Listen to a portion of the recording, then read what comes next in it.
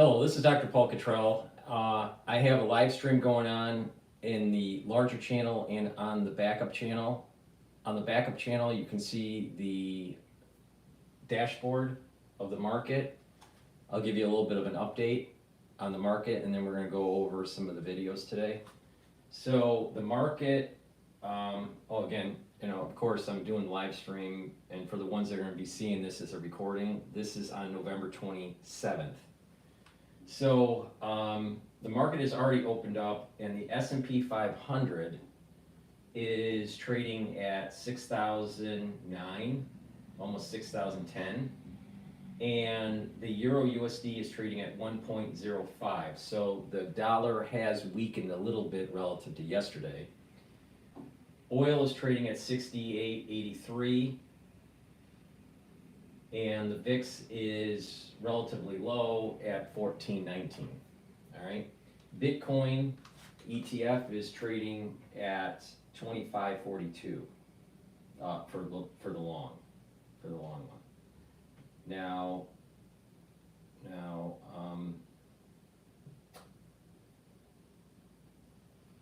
the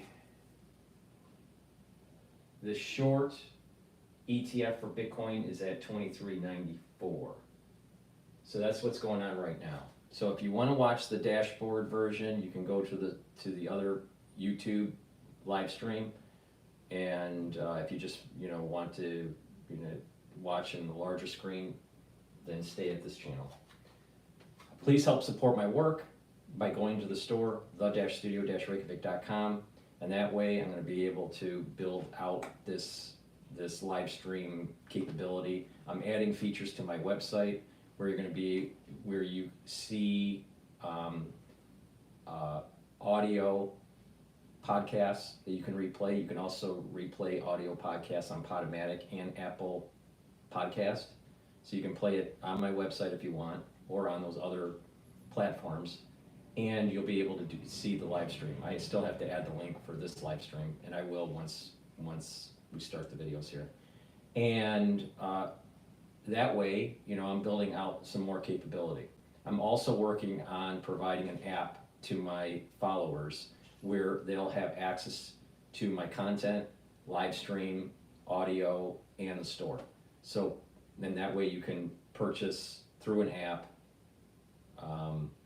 on your phone, either iPhone or Android.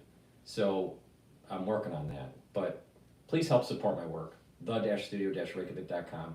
Go to the website, get the products, take a look at some of the medical classes, medical lectures that I've done, and help support the work.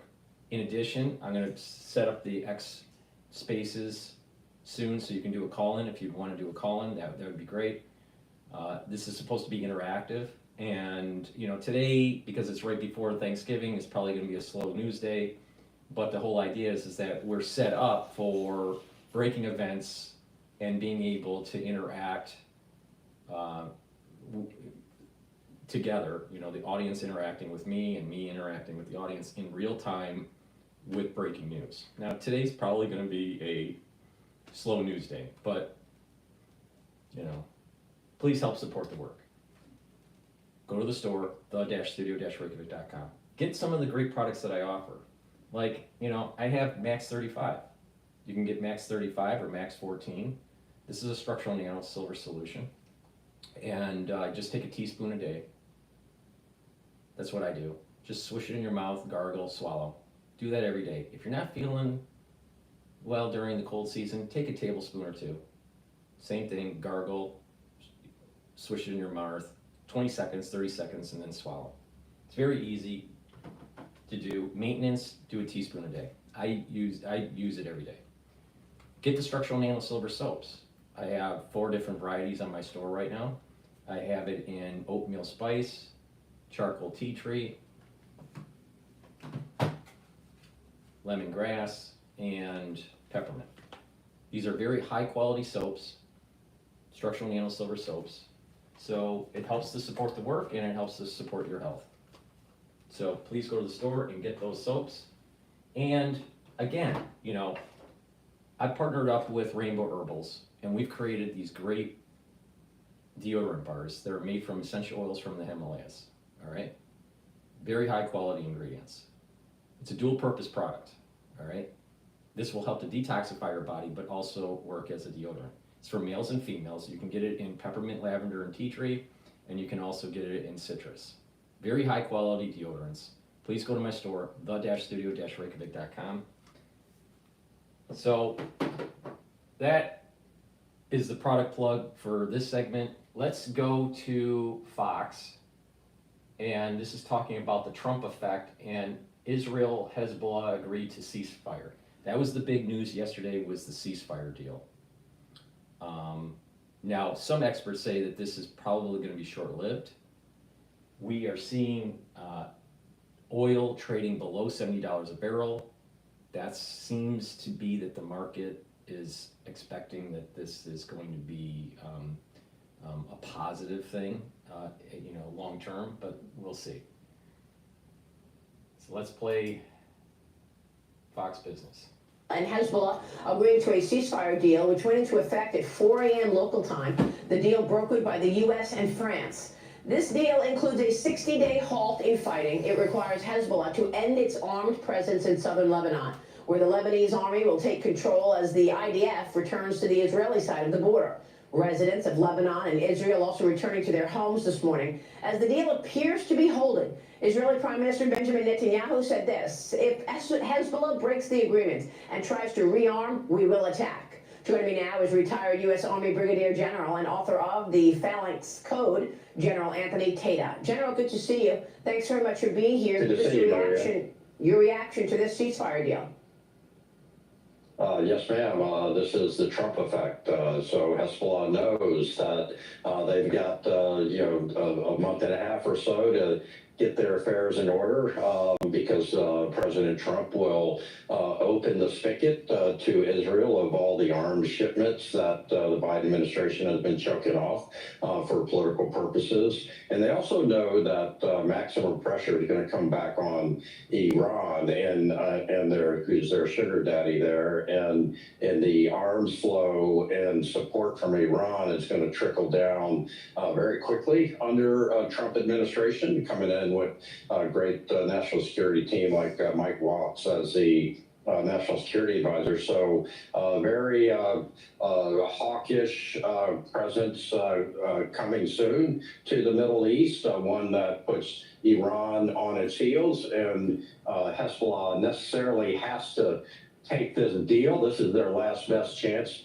to negotiate some kind of deal before Israel is just able to completely demolish them, much as they've done in the south with Hamas. And this allows Israel to now turn its attention back to Hamas and finish cleaning up that mess and destroying that terrorist group also. So the Israelis have said that now it is time to keep the focus on Iran. A couple of questions here. Are you expecting Iran to go along with this? Do you expect the Trump administration to come in and have maximum pressure campaign resuming on Iran? And where does Iran stand in all of this, I guess, is the main question.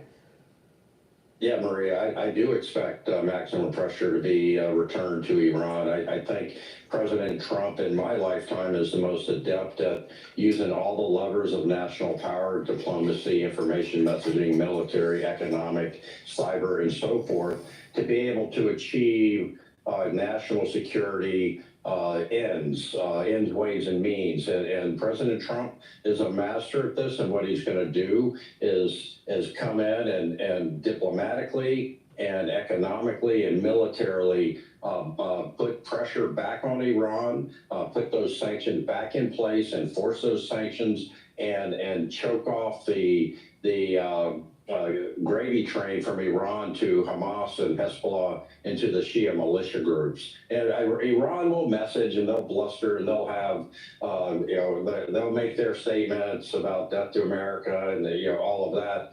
But they've got to be worried now because Israel struck them twice and they didn't even know about it till they woke up. And so they know that they're at a very strategic and tactical disadvantage in this fight. And if they want to pick a fight, they'll get one and they'll lose.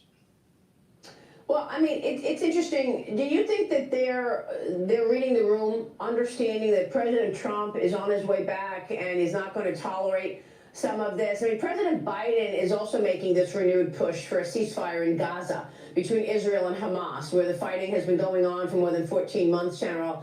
Is that even possible? How do you square the Biden team versus the Trump team and what the Israelis and the proxies of Iran are seeing here?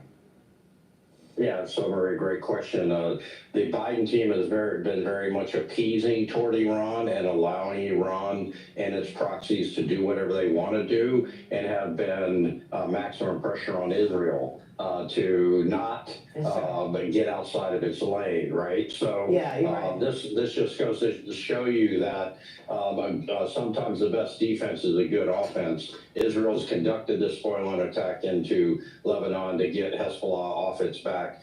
They conducted the major offensive into Gaza to destroy, and that's what Netanyahu said. He was going to destroy Hamas so they could never do this again. He's not finished that. So I don't think he's going to stop until he has. And so this peace talk in the South is a very different animal than freeing up his forces in the North. Really, that's a operational decision to hold what he's got in the North, so now he can refocus in the South and finish the job that he needs to do with Hamas. I see. Understood. General, it's great to get your insights. We so appreciate it. Thank you, Maria. On Miro, teams work faster on the new Innovation Workspace. Innovation belongs on Miro.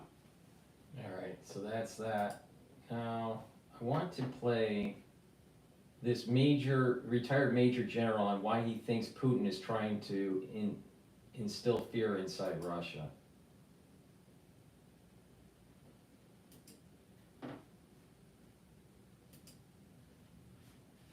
Fortify new emergency bunkers as their war with Ukraine enters a dangerous escalatory phase. Just listen to the governor of Russia's Leningrad region. Armed people, we must bring all underground rooms, all basements that meet the shelter requirements to at least this condition, so that it is dry, there are benches and a supply of water, the ability to go to the toilet in order to temporarily wait out some emergency situation. There's no time for talk. The deadlines are extremely tight. We already need to make radical decisions. Radical decisions. Just to be clear here, I said Leningrad. It is a region north of Moscow, 500 miles at the closest from Ukraine. Now, though, a target. And that's because Ukraine is now using America's powerful longer range missiles. Missiles that Russia claims, again, were used to hit twice Russian military targets in an airfield today. We're also learning that Ukraine's air assault has reportedly injured a North Korean general and killed a number of the more than 10,000 North Korean troops that Putin has brought to help fight his war, and now, of course, in this case, in the Kursk region of Russia.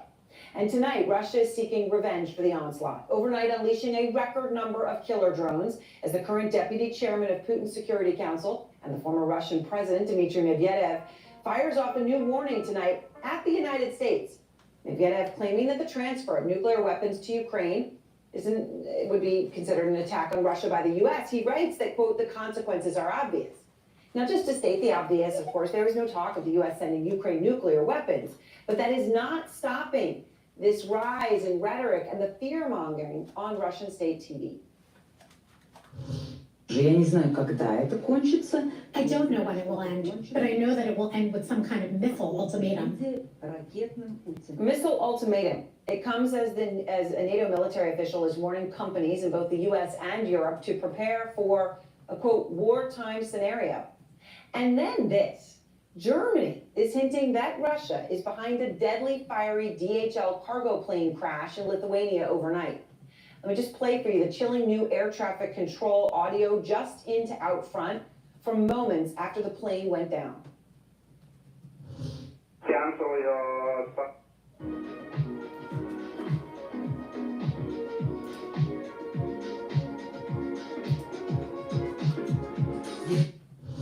Cancel your startup, go back to your stand number. We just got a crash of aircraft on the final, so we will need some time.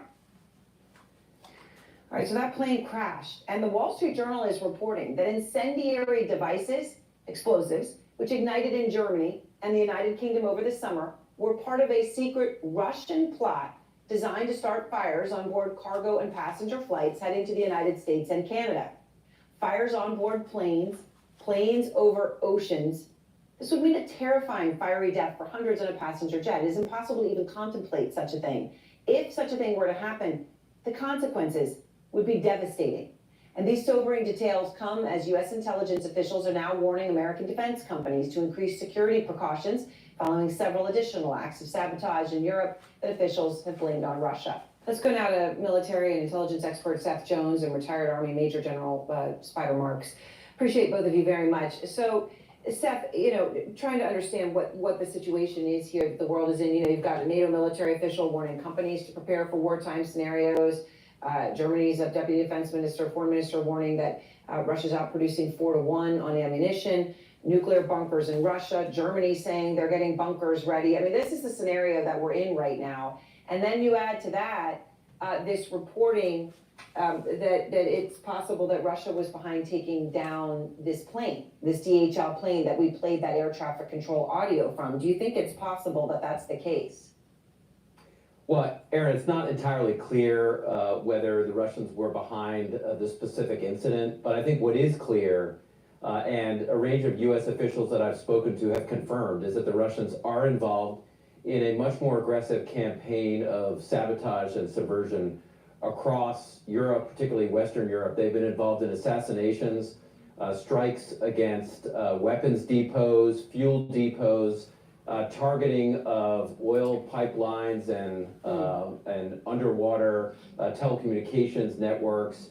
So this is, in a sense, this is an escalation of Russian activity, mostly GRU, the main intelligence directorate of the Russian military, and the SVR, Russia's foreign intelligence agency, in Europe, really as a sign that that they can escalate in the areas in the kind of the asymmetric domain. Right, and General Marks, to that front, the Wall Street Journal talking about incendiary devices that did ignite in Germany and the UK over the weekend were part of a secret Russian plot designed to target not just cargo planes, but passenger flights heading to the United States and Canada. I mean, such a thought is really stunning to contemplate. If that were to happen, what that would mean. How concerned are you, General, about wider Russian acts of sabotage?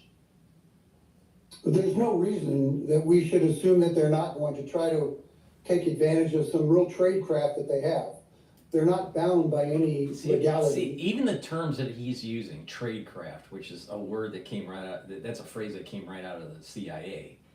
But like I said yesterday, I'm worried about this spin that is going on in the mainstream media where it gives the national security state a reason to ask for more power as Trump is trying to reduce their power through restructuring, going after people that were, using their power to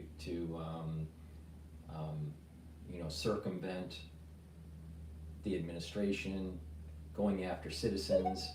So DOGE is trying to restructure the government, make it more efficient. And you have these nominees that are coming in to try to uproot some of this deep state, right? But you have the ones that are in power that don't want to relinquish power. So as Trump gets closer to being inaugurated, as Trump gets through his first quarter of the first quarter of the year of 2025, I am really concerned that something happens by the national security state that orchestrates something like 9/11. I don't know if that 9/11 event would be on the soil of the United States. It may be an event that takes place in Europe, maybe a tactical nuke or planes that get, blown up out of the sky or whatever. I don't know. But it's like a 9/11 event that forces the national security state to go to Congress and push for more power, just like the Patriot Act and the BioPatriot Act.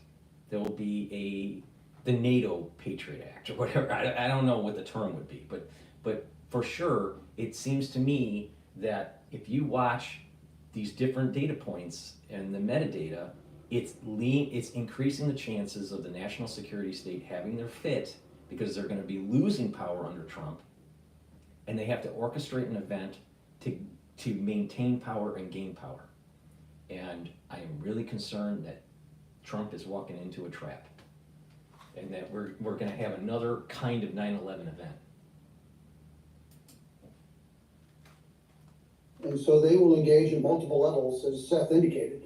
Lots of asymmetric activities ongoing, but very precise and devastating kinetic activities as well. We should not be surprised. Again, we don't know what the facts are surrounding the crash of the DHL. We do know that there were those explosions that took place in the UK and Germany this past summer. So I think it's important for us to realize that Russia very much, and let's be frank, there's a lot to unpack here from the reporting that you've just laid in front of us. Yeah. I mean, Russia now has the narrative that the entire nation is under threat and under assault. They've increased the threat of nukes. That's not new. You've got the concern about war crimes, and we just saw that horrendous video. Video. We shouldn't be surprised by any of this.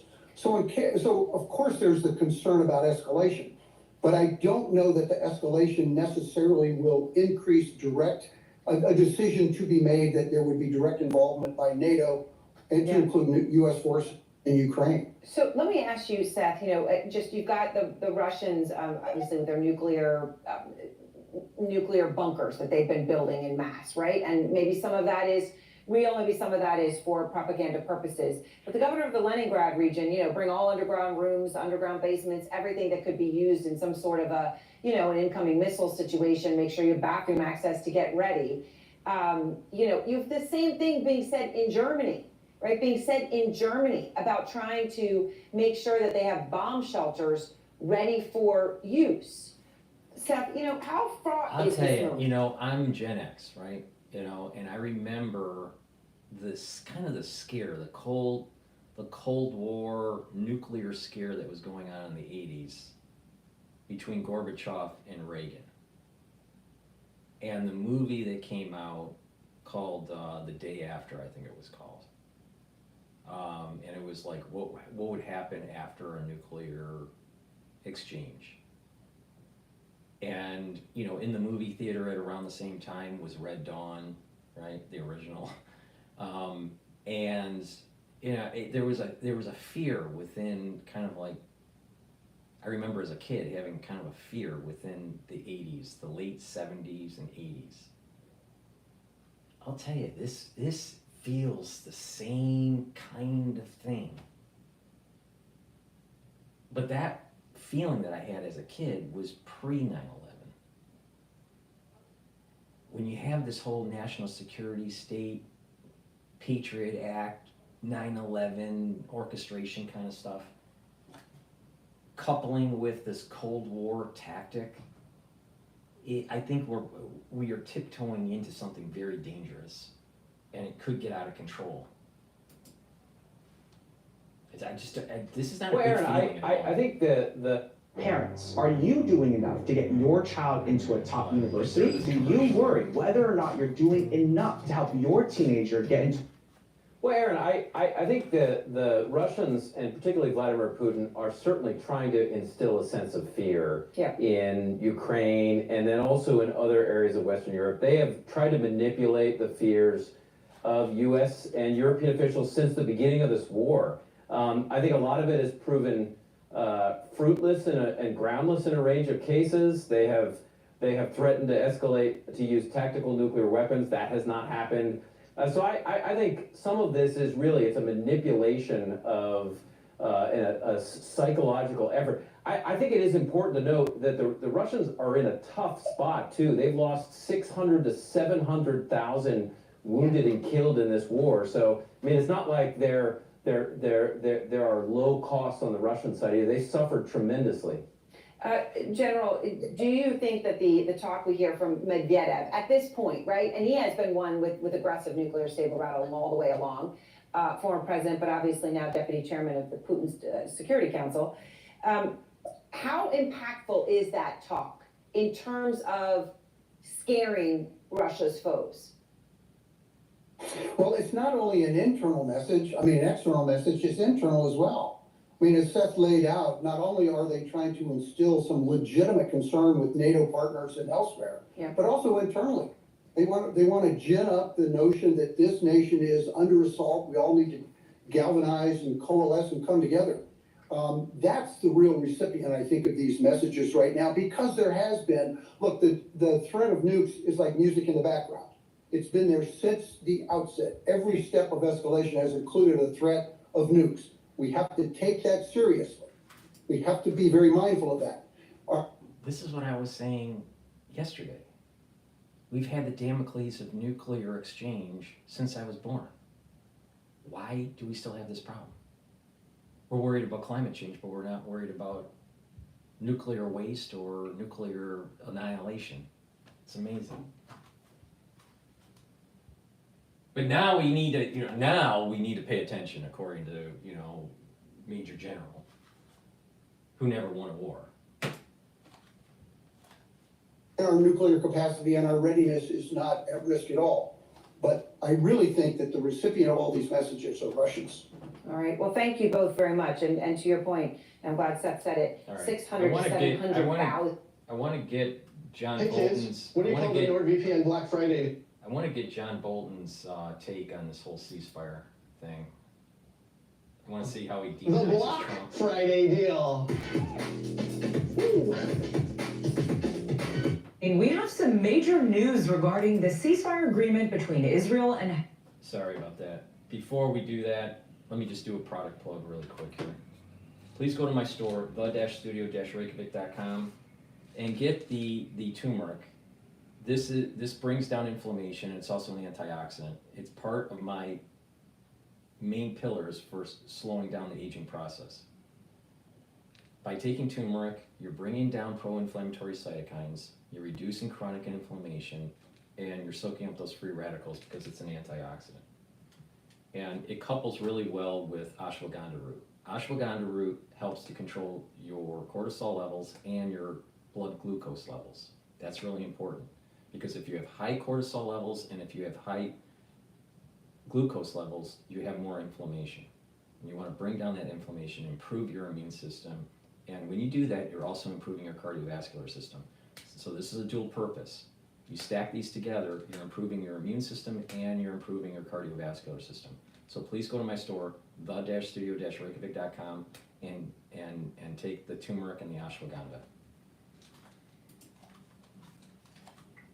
Hezbollah, a terrorist group based in Lebanon that's backed by Iran. Israeli Prime Minister Benjamin Netanyahu is voicing support for a U.S.-backed ceasefire agreement and now urging his cabinet to approve it. And we have the perfect guest to talk about this, former ambassador to the United Nations and a former top advisor to President Trump, John Bolton, joins us now from Washington, D.C. Thank you, Mr. Ambassador, for joining us. As you just heard, Israel and Hezbollah have been in this open conflict now in Lebanon since early October. What is your reaction to this possible ceasefire?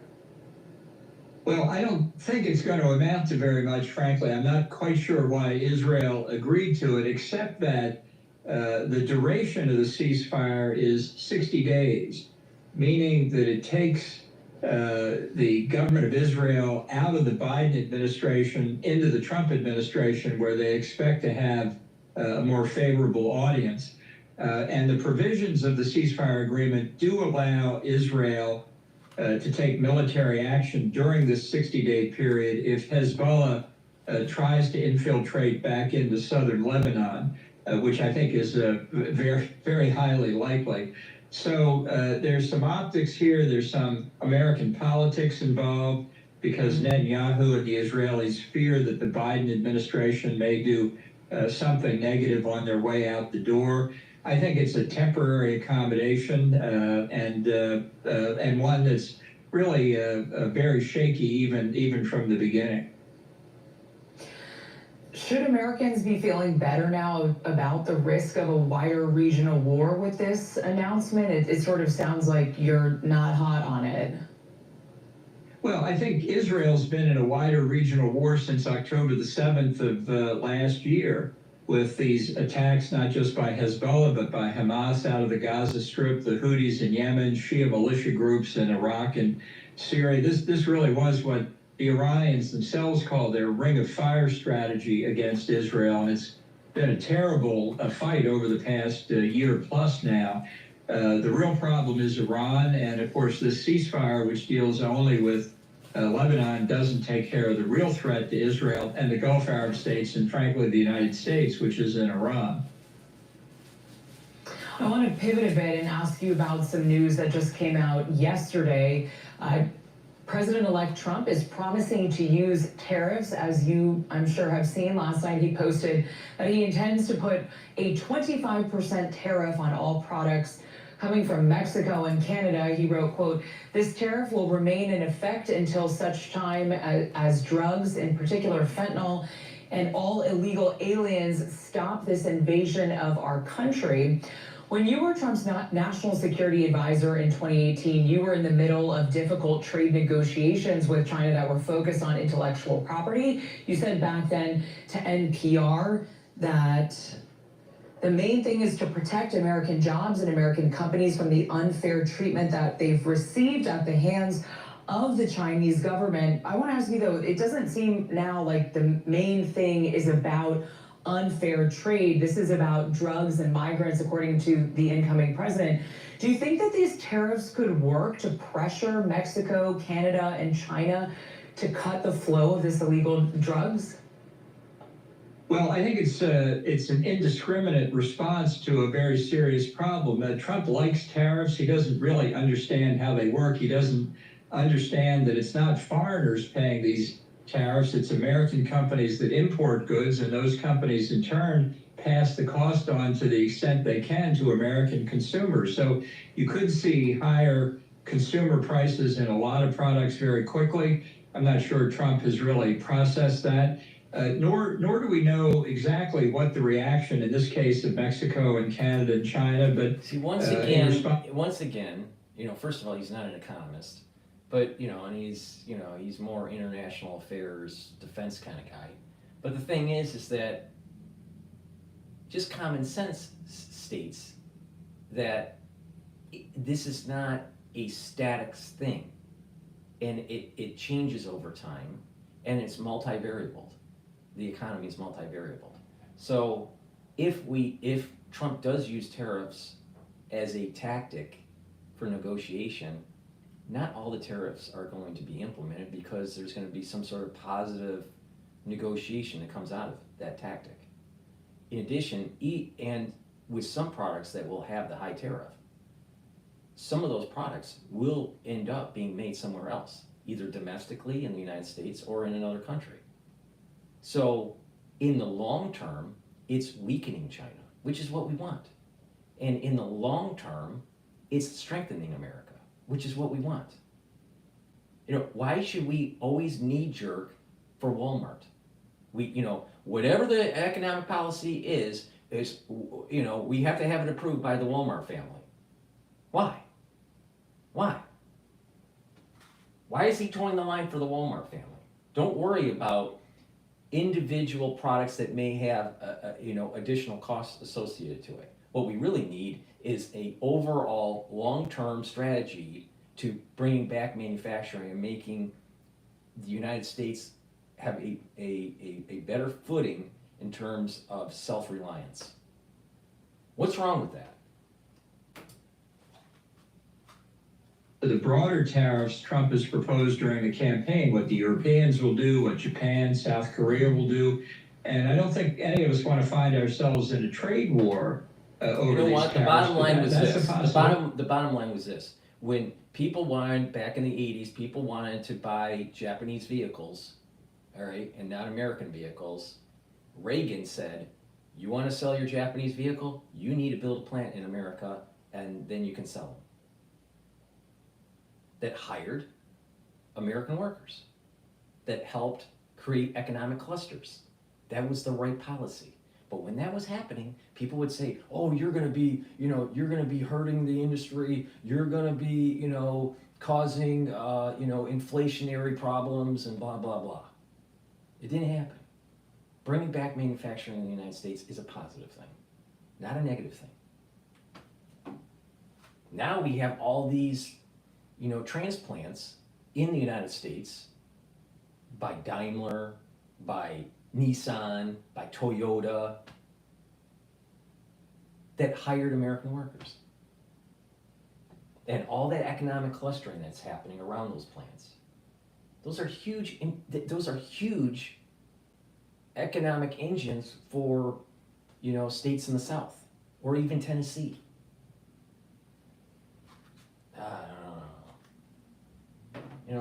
These people, I'm telling you, Trump's tariff idea is genius. It's genius. Anyone with $10,000 or more in credit card debt or personal loans may qualify for help from National Debt Relief. Minimum payments could literally keep you in debt for decades.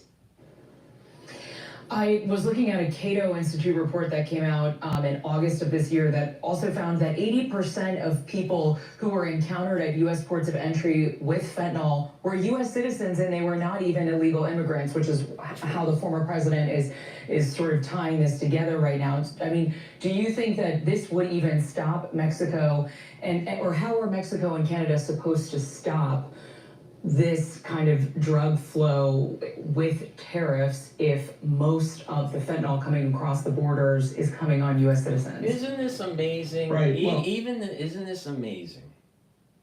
And how she frames the question to a deep stater like Bolton. Yesterday, I said, what was the deep state going to do? They're going to try to demonize closing down the border because the CIA needs to run drugs for their black ops. And if you don't believe me, just look at the history on, what they have been doing for, 5 decades. That's the way it's coming in. It's coming in through drug cartels in Mexico, which are getting the fentanyl precursor chemicals from the Chinese. I mean, it's a criminal enterprise that has really had a profound impact inside Mexico, and the trade is only incidentally related to it. I think this is more trying to find ways to persuade Americans that bad things happen in other countries and we should do something about it. I don't think tariffs are the answer. By the way, Canada... I don't know. This is just a hypothesis, but I think I found where the deep state is hiding. It's hiding in his mustache. John Bolton's mustache. That's where the deep state is. So our two biggest trade partners, and by slapping tariffs on them, we're going after two of our best friends economically. So that should give people something to take pause on, I think. Let's talk about the transition. You recently said that President-elect Trump's nominee for the Director of National Intelligence, Tulsi Gabbard, was, quote, a threat to our national security at really a completely different level. I'm wondering what made you say that? Well, she's made many comments over the years about the rulers of Syria, Russia, other countries that are enemies of the United States that indicate she really... her views aren't simply extreme, they come from another planet. And if those, in fact, are what she believes and who knows else what she has in mind, that's a very dangerous gamble to entrust her with the responsibility for our country's most sensitive intelligence information and sources and methods. So I think what we need here, and we need it really for all the nominees, this is what happens. No, we couldn't have someone that wasn't inculcated. We can't have someone that wasn't inculcated by the deep state because we would be afraid to have restructuring. And let's demonize her by saying that she's a Russian spy. I mean, I swear, the Bolton and the crew that, try to demonize the nominees, you can read them like a book. It's like a spy novel. It's amazing. presidential transition, when a new president comes in, they need to be subject to a full field FBI background investigation. So we can learn what there is to learn about them. If there's nothing in their past, they don't have anything to worry about. But especially somebody dealing with the most highly classified information, the Senate, really the president himself, should want to know everything about such a person before they put him in that kind of job. There have been a few elected Democrats who have suggested that she is compromised by a foreign country. Do you think that? And have you ever seen any information that suggests that? I know you have had access to information that some of us maybe don't have. Yeah, because it's in his mustache. Yeah, well, look, I'll just put it this way. Some of the things she said about Russia in particular. See? As others See what have I'm said saying? as well. They look a lot like... They are playing the Russian game again, but instead it's not with Trump, like with the first term, it's his nomination, his nominees. Yeah, they must be Russian spies. What they really are people that want to restructure the national security state because the national security state is out of control. They're wasting our money. They're taking powers that they shouldn't have. And they bloated out over the decades, and they need to be restructured. Why is the NSA spending all this money to build server farms in the West, in the desert, to collect your data? Why? Why? Shouldn't we be using that money to feed the homeless? Shouldn't we be using that money to help our veterans instead of building server farms to collect data on its citizens? But Bolton, because the deep state's hiding in his mustache, everybody's a Russian spy. Repeating Russian talking points. I mean, she said a number of things that Mitt Romney, former Senator Romney, said were treasonous.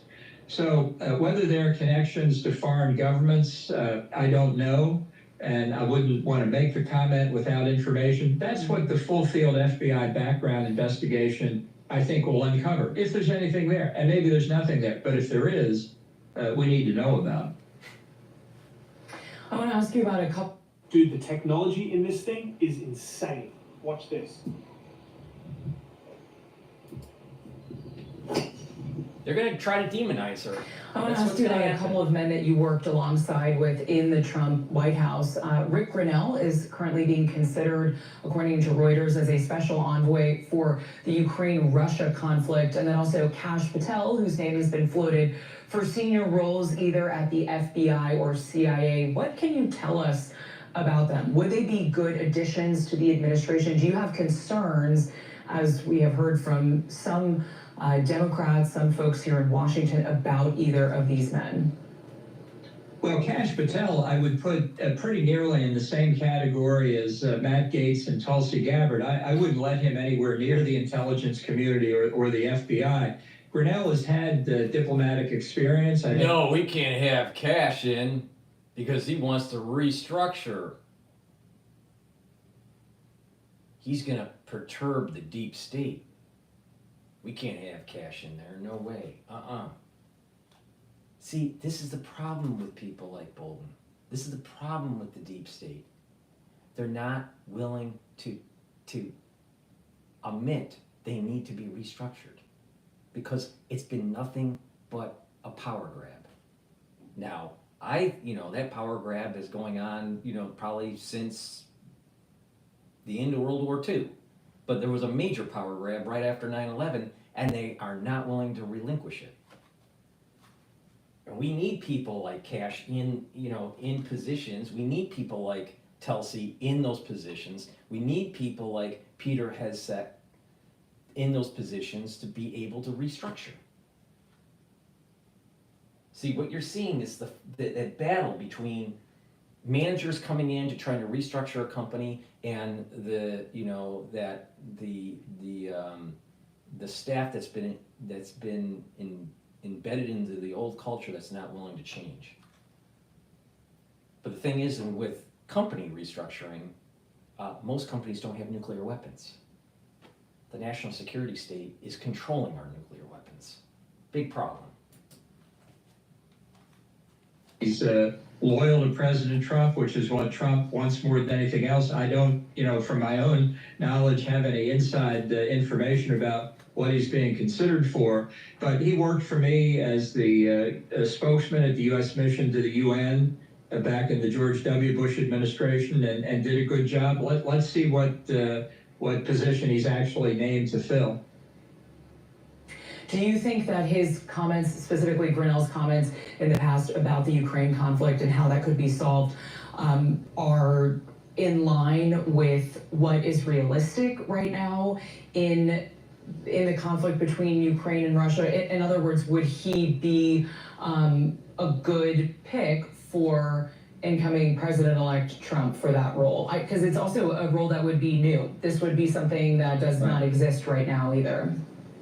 Right, it would not require Senate confirmation. I think his views are very similar to Trump's. I think that's one reason that Trump would pick him. He Trump wants not loyalty, but fealty from his subordinates. And I think the problem on Ukraine wouldn't be Grinnell, it's Trump's views that are the problem. I think they're very badly misguided. I think it would be a huge mistake effectively to throw Iran under the bus, which certainly is the plan that the Vice President-elect J.D. Vance suggested during the campaign, that he would find a viable solution to this unprovoked Russian aggression. I think we should recognize the Biden administration has not done well, didn't think strategically about how to help Ukraine, but bringing this war to a close that in any way legitimizes Russia's unprovoked aggression is a mistake in Ukraine, and it's a mistake that will cost us really around the world, because we will... Unprovoked aggression, NATO expansion was provoking the aggression. But if you say that, the national security state thinks you're just towing the line for the Russians. See, everyone's a Russian spy if you don't believe in what the national security state wants you to believe. That's the problem with Bolton and the deep state in his mustache. Please go to my store, the-studio-reykjavik.com. Help support my work by purchasing the products I have. I have vitamin D3. This is very important to absorb calcium. It's a gene expression cofactor, so you have proper cellular processes. In addition, it helps to get rid of cells that need to go into apoptosis. That's very important if a cell is infected. And K2, MK7, this is a great vitamin to take every day. It helps with your bones and with your cardiovascular. It's synergistic with D3, so please take them together. Go to my store, the-studio-reykjavik.com, and get the K2 and the D3. I've set up, for ones that don't know, I have X spaces playing, so if you want to do a call-in, that's a great way to do that, to get your impressions or your observations of what's going on in the world. In addition, I also have live feeds. This channel is a live feed, but I also have my other YouTube channel, has the dashboard of the market. I'll read the market soon here. And I also have live feeds on my website, the-studio-reykjavik.com. So there's lots of different ways to view this kind of broadcast, and I'm developing some sort of capability where you'll have an app on your phone that will be able to do that too. All right, it'll take a little bit of time to do that, but I'm working on that. So please help support my work so we can expand this, because I want to set this thing up where we can talk in real time when news breaks, because it's going to be important. Some of the things that are going to be starting to transpire during the Trump administration, I think, are going to be very profound. And we need to make sure that we coordinate and we talk, and it's not just one directional, all right? So it's kind of like a real war room, where the audience is a part of it. All right, so I'm building that out. So please go to my store, the-studio-reykjavik.com. Help build this thing. All right, save the planet, maybe save our country. We'll see. And what else was the market? So the S&P 500 now is trading below 6,000. It's at 5,998. So it's a little bit of a sell down. Now, it is the day before Thanksgiving, so, you know, liquidity is probably gonna really drop after noontime. You know, right now it's 11:10 a.m. So liquidity is probably gonna drop right after noon, so this is, you know, just people just, you know, basically closing positions or just not wanting to put anything in. The VIX is trading at above 14. It's still low risk. And the Euro USD is trading at 1.057. So the dollar is weakening a little bit relative to the euro. And oil is trading at $69 a barrel. Bitcoin ETF BITO is trading at 25.72. Relative to the short ETF for Bitcoin, BITO is up today by 1.3. Okay, let's continue on with Mr. Deep State. So weak if that's what we accept. We are learning that the Trump transition team is still not signed some of these memorandum of understanding that help the transition team and are a legal flag post in terms of moving through the transition process. What are the national security implications here in DC for the outgoing administration and for the incoming one that they have not signed these important documents? Right. Well, the transition teams want to get inside the government departments and agencies. They want people to be able to look over what the current state of play is, learn what the key policy issues that are going to arise in the next 6 months or a year. They want to see what changes can be made in structures and management of the different agencies. And I mean, obviously, you can't just allow people to walk in off the street and say, hey, we're here from the transition, let us see everything you've got. You've got to have a structure to make sure that the people are legitimate representatives of the transition and have an understanding what they can do and what they can't do. They're not the government yet. They're the transition, and a good transition means cooperating with them, but they're not going to be running these departments. And if you don't even do the preliminaries, you're not going to get the transition started. And the less work you do before January 20, the more unprepared the new administration will be, and that can be very risky. It wouldn't matter if you're going in to restructure the organization, because why ramp up with current policy when you know you want to reverse that policy?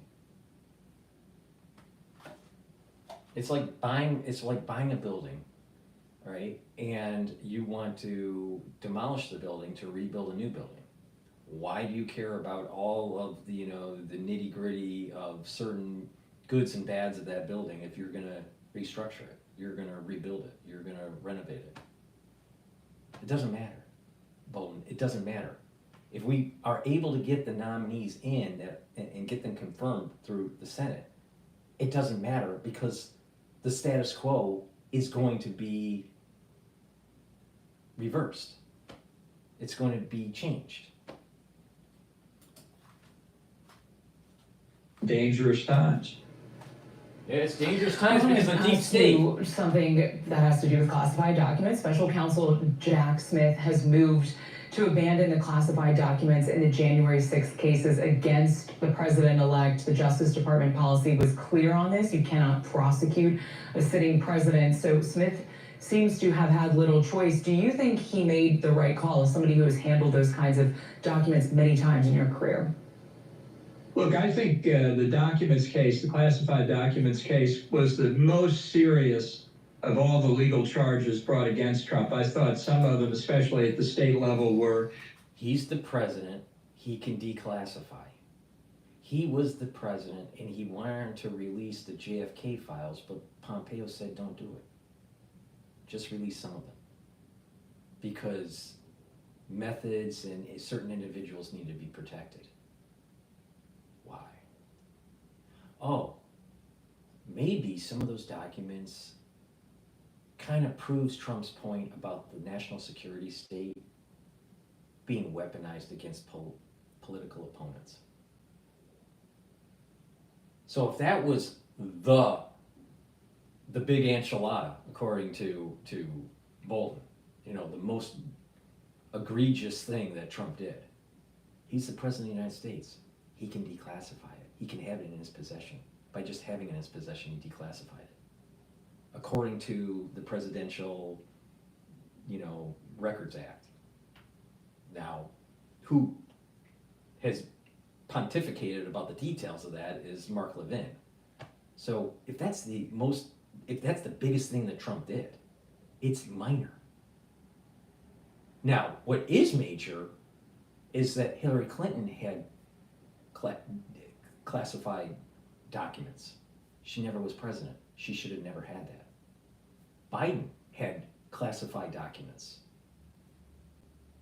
in his possession before he was president. He should never have that because the Presidential Records Act is for presidents, not Secretary of State, not vice presidents, not senators.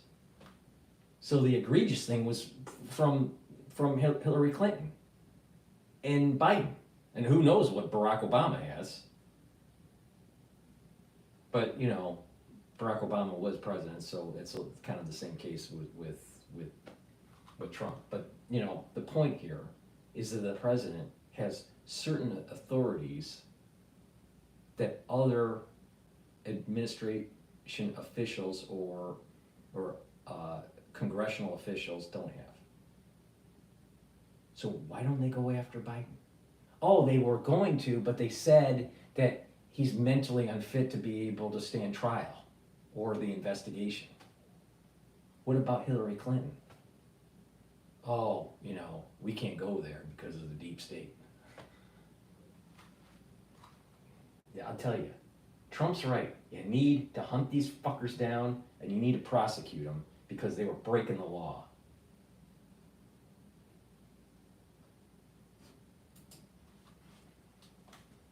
Were politically motivated, and I'm, you know, my view on Trump is clear.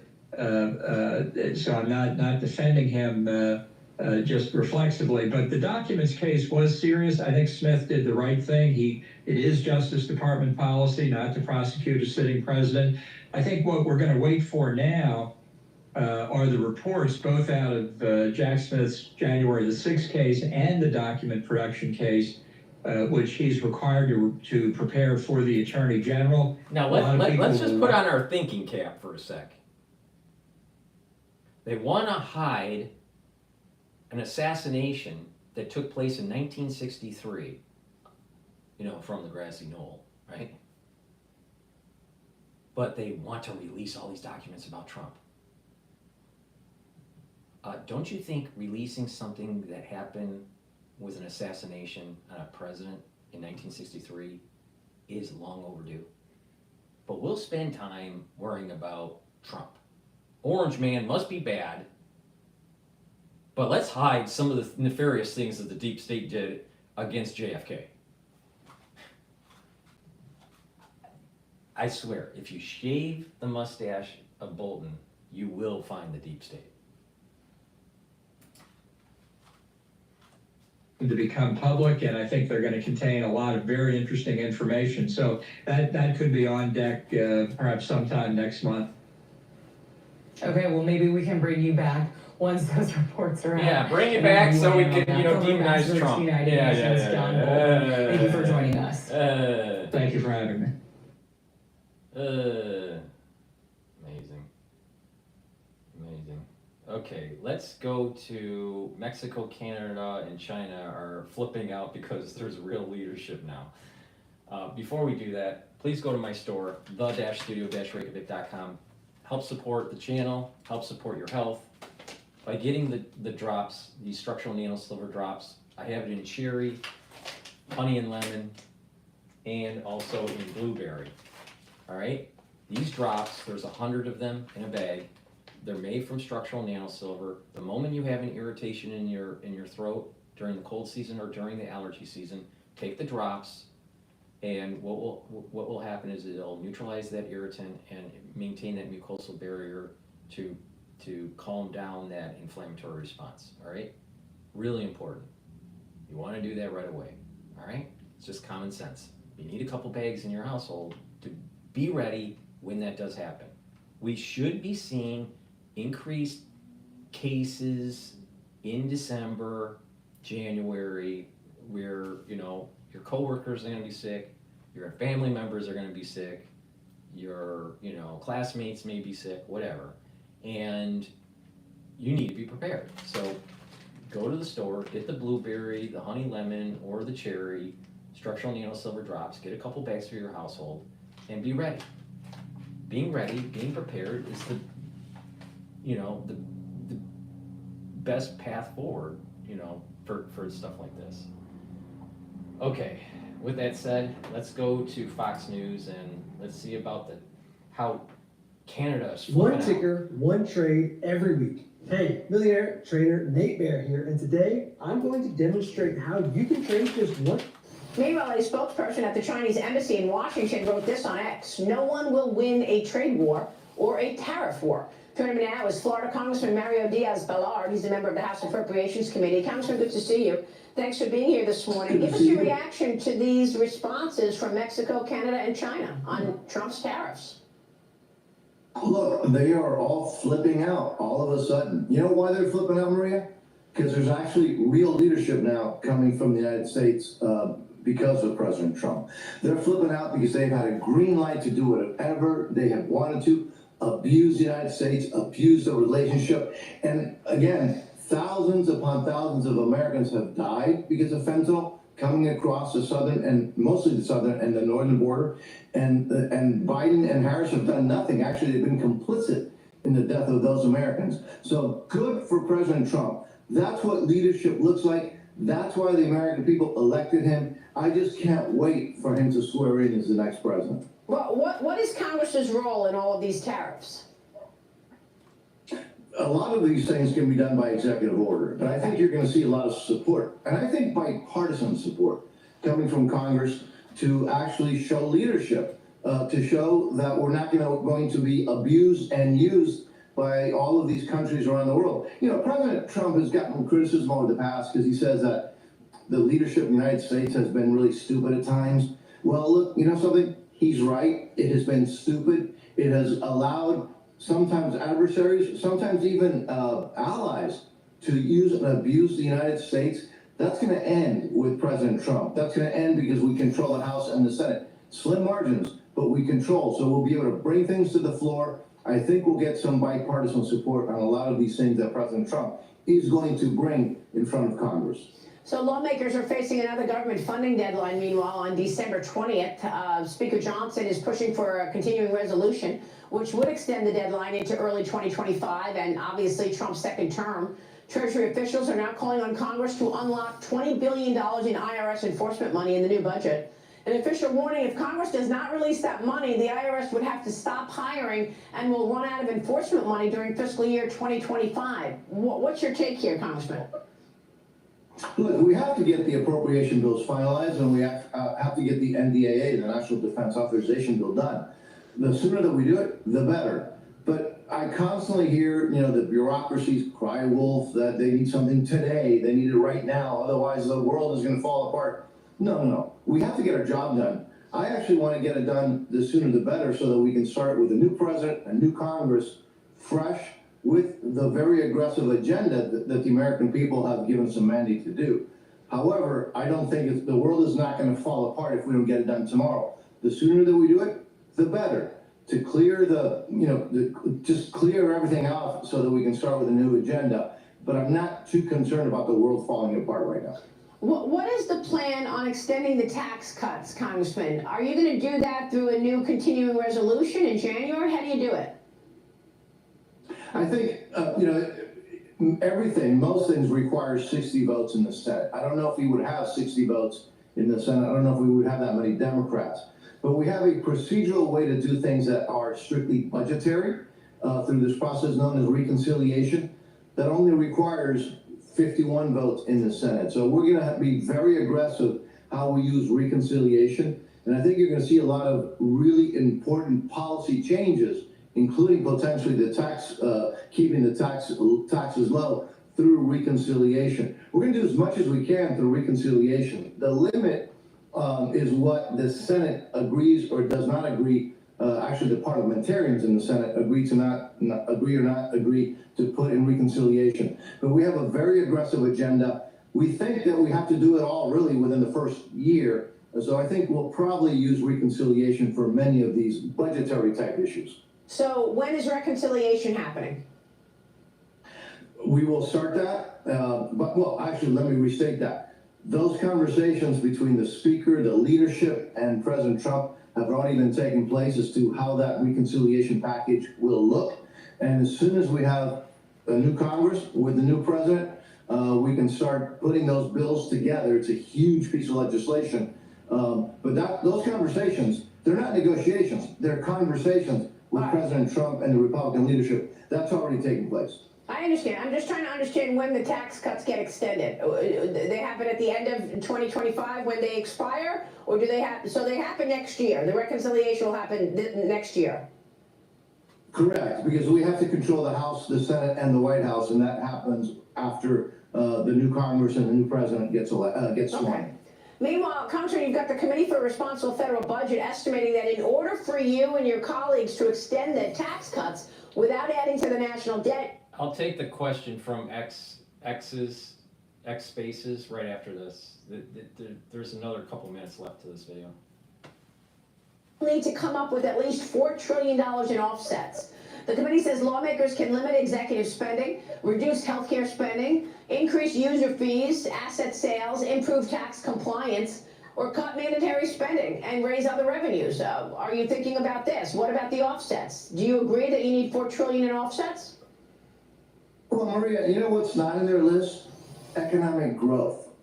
You know, how you really solve the problem is by getting the economy going. And you get the economy going by exactly what we want to do, which is by keeping taxes low.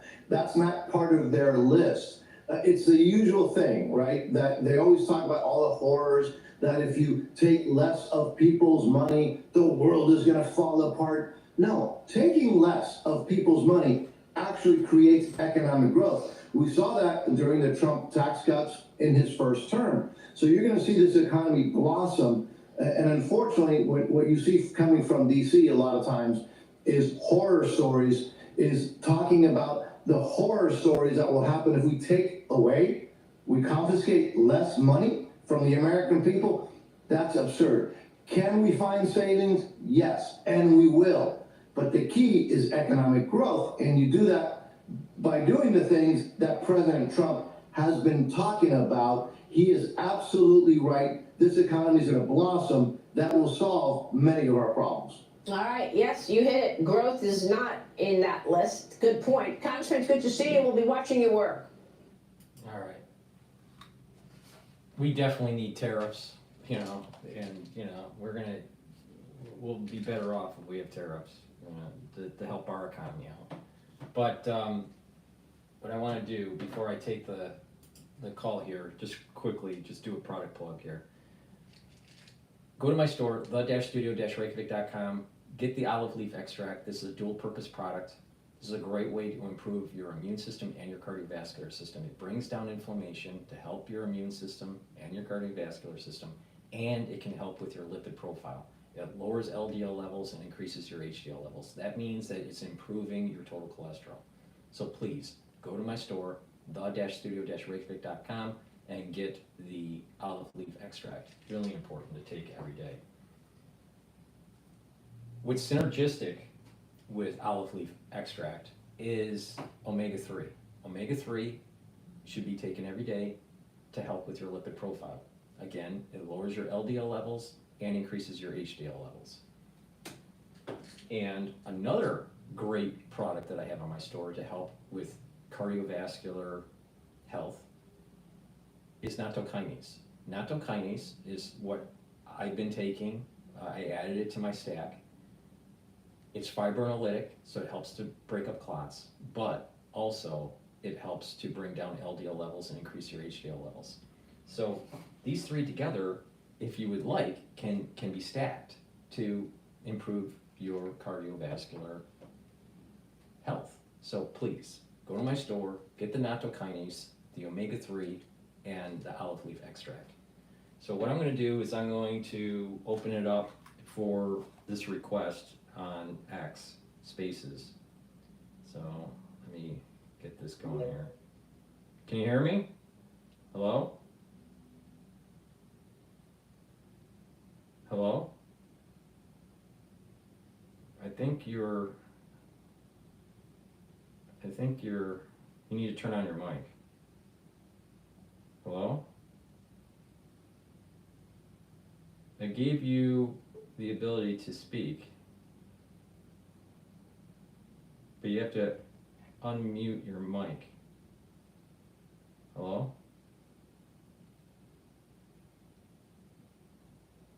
Hello? Do you want to unmute your mic so you can ask a question or give a comment? Hello? No.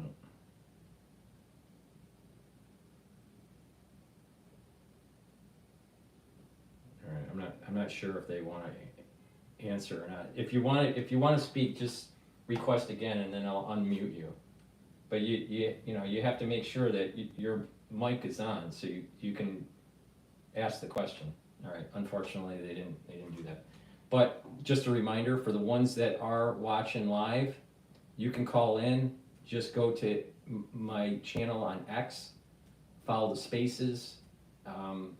For Telemetry episode 34 live call in, and then just raise your hand and you can make a comment, ask a question, whatever. All right, but it's supposed to be interactive, so the more interactive, the better. All right, what's going on here? News. Let's go to Bloomberg live here and see what they have to say about what's going on in the fixed market, fixed income. Great. You have to talk about currencies. Yeah, absolutely. So when we look at that, it's like, the yen looks like an incredibly attractive.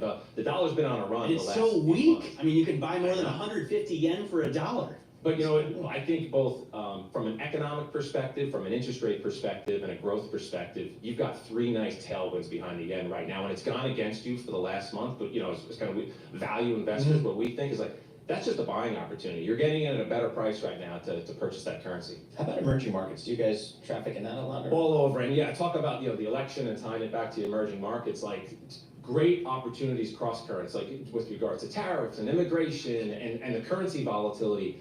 It's created opportunities, kind of bottoms up, kind of issue selection opportunities, and kind of where we've been favoring is economies that are more in the emerging markets that are more idiosyncratic. So kind of less exposed to generic like tariff increases on high exporting economies, rather than the other side where the economies tend to be more isolated and they've had very favorable fundamentals behind them.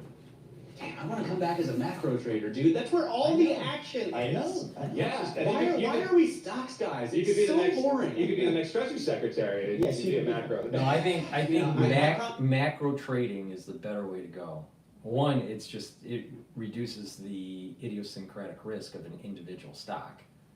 But, of course, there are people that just prefer the micro, trading kind of stuff, the individual stocks.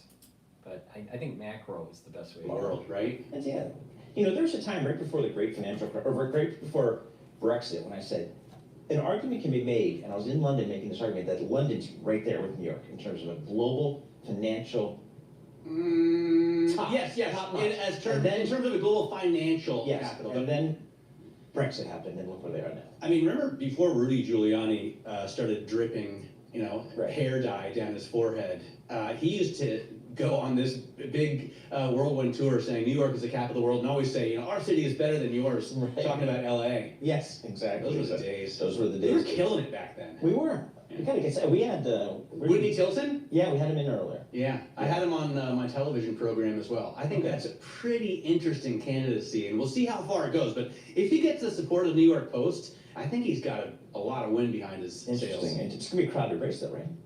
Yeah, but everybody's to the left of Adams except for Tilson. And I mean, in the Democrats, right? Obviously, you're not going to have a Republican governing this city. Very good. All right, coming up, we're going to check in with Barry Ritholtz. Now, there's some economic market things we could talk to him about. Well, why don't we just talk about cars? Yeah, absolutely. All right. He just converted his 911. He bought a classic 911 like a 70s 911, ripped out the engine and put in a battery. What? All right, but that's Sacrilege. That's where we're going to start right there. We're going to have more coming up. This is Bloomberg. Good morning. All right, so I want to go to the Hill, and they're talking about the trade wars that have been going on.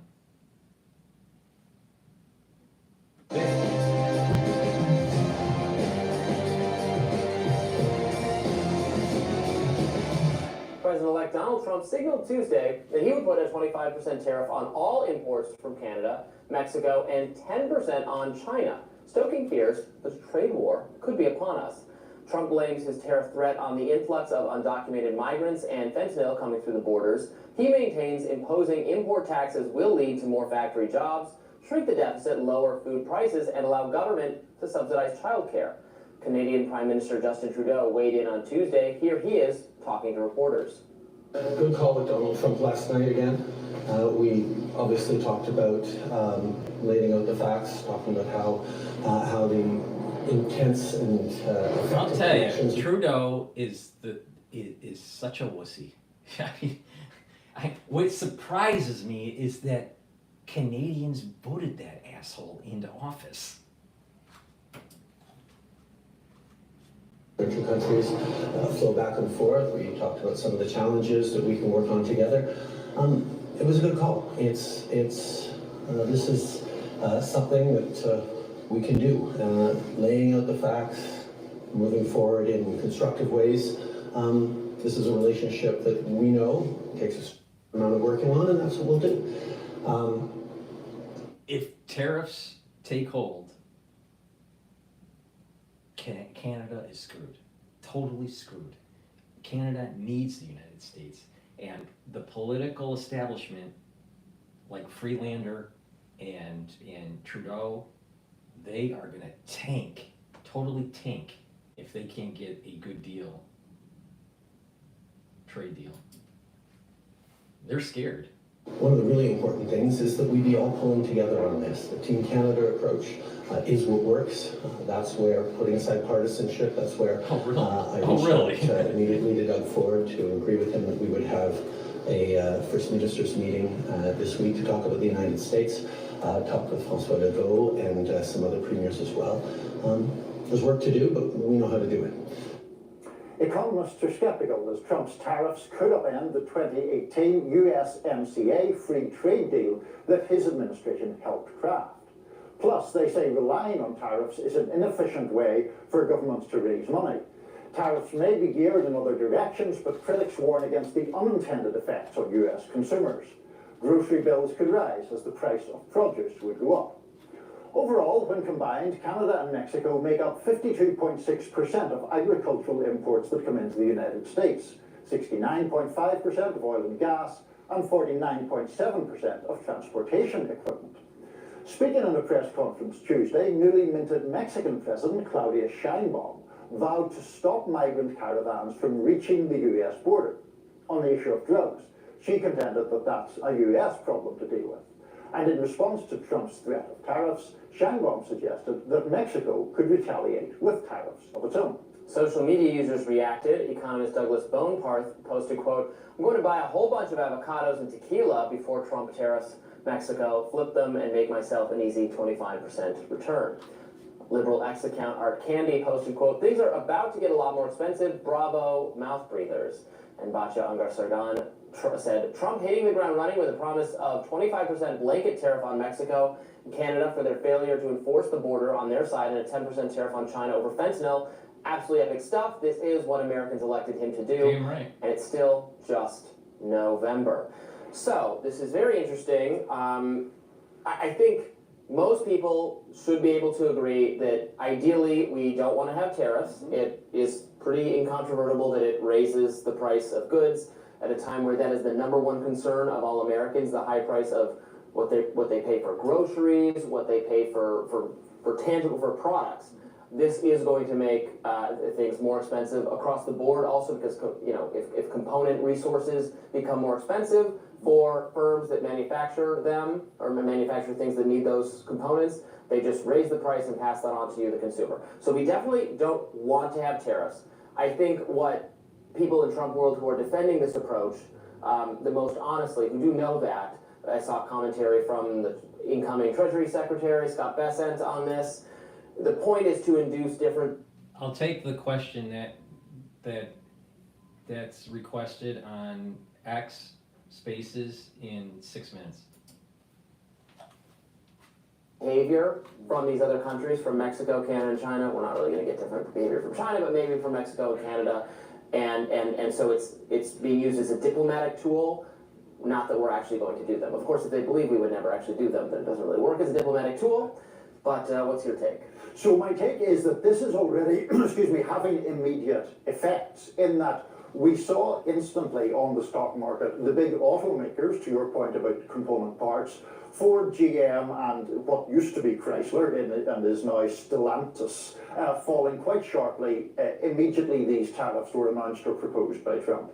And that's a byproduct of the fact that if you put tariffs on Mexico in particular, and Canada to a degree, where they get a lot of their car parts and so forth, it would drive up their prices. And there has been research done by a group called Wolf Research that suggests that a 25% tariff on those nations would raise the average car price for Americans by $3,000. Now that is not a good thing. It looks like we've got tariffs on our lights, because I think someone just went out there. But in They're motion censoring. yeah, exactly. There's something happening. People are anyway. Beyond all of that, the problem is that there is an immediate negative impact, even if this is just a threat.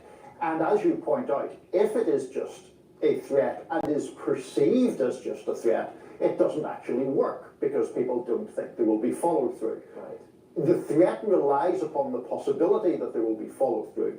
And if there is follow through, as I think you and I both agree, that would have detrimental effects on American consumers and spur inflation. Right, and this is, again, this is not some liberal criticism of Trump. Being suspicious of tariffs and pro-markets has been a Republican position for a long time. I was listening to Rand Paul talking about it on CBS over the weekend, and he's saying that, yes, we don't want to have tariffs. He's in fact tried to put forth legislation to maybe remind the president that it is Congress's job to make law and the president to carry it out. And so the declaration of tariffs should not be done by executive fiat anyway. It should be done by Congress. Although he does have the power to do it, I believe, for national security. This would restore it to. Well, yeah. Oh, we have the power to do everything for national security. Right. I know. No, I mean I'm not defended. I think it's skeptical of it. Yes. But anyway, yeah. Yes. So we don't. So ideally, we don't want to have them. We don't want to make things more expensive. We don't want to make it inefficient to produce goods, to provide services. And then if we tariff them and they tariff us. So, this is just like blowing up bridges or deciding to make things more expensive for no reason, or creating work. It creates some category of jobs or extra work for some people, which is good, but we're not all workers in one specific field. We're all consumers in a large economy. So you don't want to require that, to build a house, you have to you have to jog in circle for 5 miles before you do it. That would create more work, but it would just make the price of everything more expensive. It just creates inefficiency for no reason. Right. So we don't want to do this. So I'm hoping this can be used just as a negotiating tactic and not actually something that gets imposed. I wonder if the concept that you just described was sufficiently covered by the media during the campaign. We often criticize the quote-unquote mainstream media from other perspectives here, but the tariffs issue, there seems such widespread agreement that tariffs are fundamentally a bad idea. And yes, I know Trump imposed some limited tariffs in his first term, and I know that Biden didn't get rid of them all. Well, that's what I should say. But this is not what Trump is talking here about 25% on all goods from Canada and Mexico, and adding 10% to already existing tariffs. Right. So, I mean, that from China. So that is, I think, very problematic regardless of one's political position. I mean, I agree with you, but I think the Canada and Mexico ones seem much more likely to be just negotiating tactics and not going to be implemented. And with the China one, which might actually go into effect because we're not going to get China to do anything differently, is more just kind of a continuation and in line with what Biden already did on this front.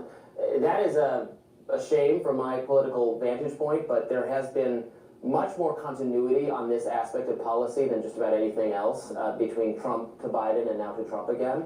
I think Democrats, it would be difficult, I think. I mean, you can disagree with me if you want. I think it would be hard for them to run on, or would have been hard for Kamala Harris to run on, no, tariffs are bad, we're totally against them, when their administration was for that. I mean, that could have been a way she distinguished herself from Biden if given that she said, you know what, that I would have agreed. That would have appealed to me as a swing voter if she said, yeah, the tariffs that Biden did are economically destructive, and we know those raise the price of things, and that was a mistake, and I don't want to do them, and we're going to have less tariffs. And under Trump, you will have tariffs, and you will pay more in prices. That would have been an appealing message. I think what Democrats would argue is there's a difference between targeted tariffs, which do It's not just the tariffs. It's building a manufacturing base so we are more self-reliant, especially if there is a war in the Pacific. Still have an effect, and there's all sorts of issues where China retaliated and These people are one-dimensional. Farmers in Iowa. But in any event, there's a difference between targeted tariffs and blanket tariffs, which tend to have. They're only focused on the tariff side. They're not looking at the multiple. Well, I know I'm stocking up on tequila just because that's what I do every weekend. Lots more to come on Rising soon. Please pay. All right, so I'm going to be taking a call from X, but before I do that, let me just do a quick product plug here. Please go to my store, the-studio-reykjavik.com. Get the resveratrol. I've been taking resveratrol for decades.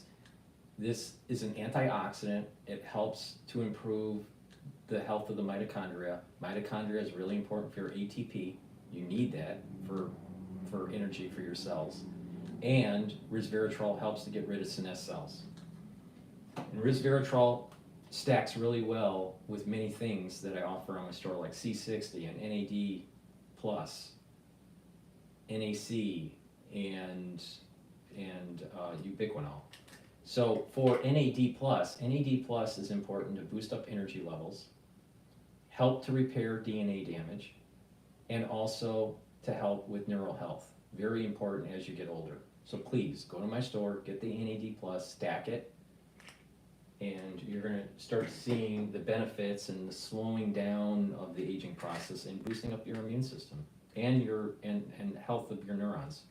Ubiquinol. Ubiquinol is the best bioavailable CoQ10 that you can buy. All right? This is a very high quality product. Go to my store, the-studio-reykjavik.com. Get the ubiquinol. This is important because it's an antioxidant. It helps with energy levels, helps with the health of the mitochondria, and it helps with the health of your neurons. So when you get older, you need to really boost up your neurons. Very important. So please go to my store, the-studio-reykjavik.com. Get the ubiquinol. This is very high quality. I've been taking CoQ10 for a long time. Ubiquinol is the best way to absorb CoQ10. So please go to my store and get the ubiquinol, add it to your stack. So I'm gonna open it up to this request on spaces, and hopefully this works now. Hello? Hello? You have to unmute your mic if you want to talk. Hey Paul, what's up, buddy? Hi, how you doing? Man, I'm doing great. It's a pleasure to talk to you, man. First time caller, long time listener. Great. Man, you're the man. Well, hey, let me crank my car up real quick. I was just got back to the house from hunting big ham. Gotta have a good ham for the holidays, right? Right. So you're getting ready for the Thanksgiving. Yeah, man. That's Yeah. great.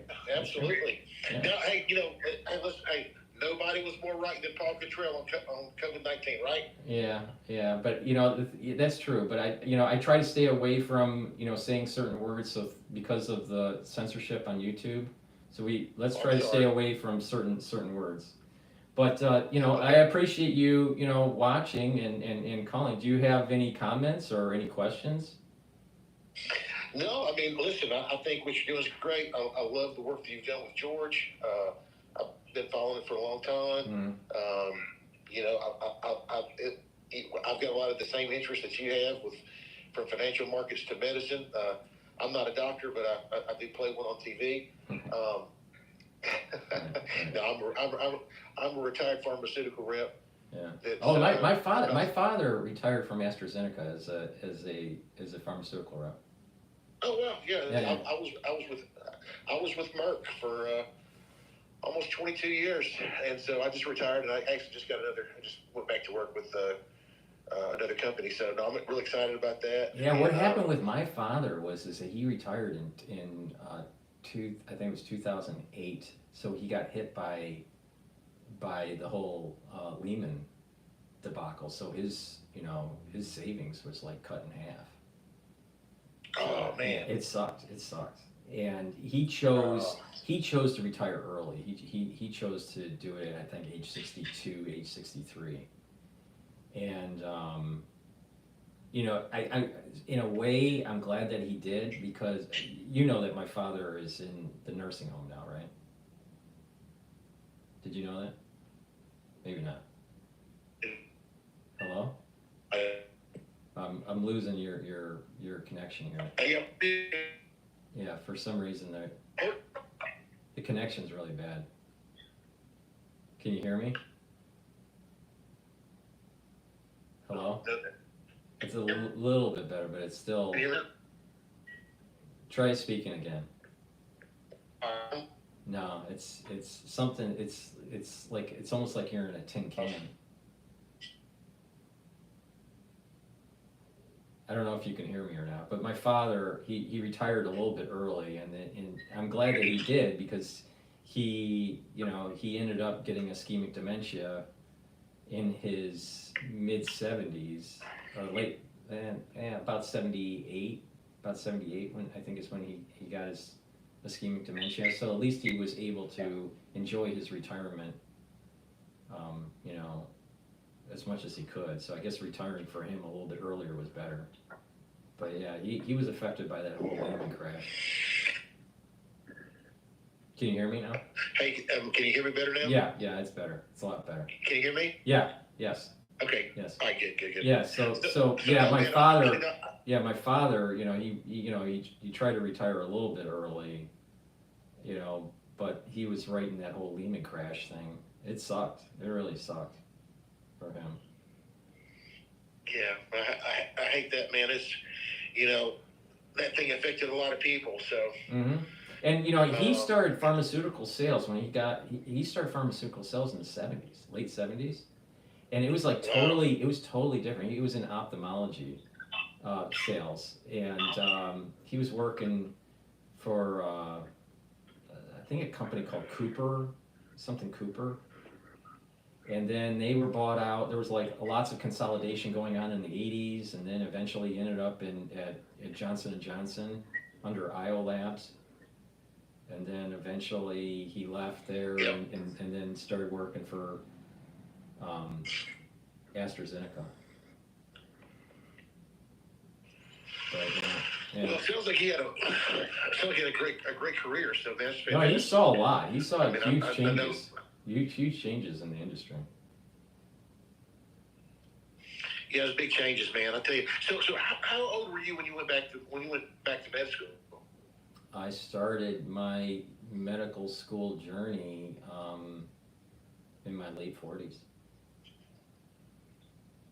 So. You're about 52. So, I have thought times about going to medical school myself. I don't know. I've just over the years I've that was a strong thing for me.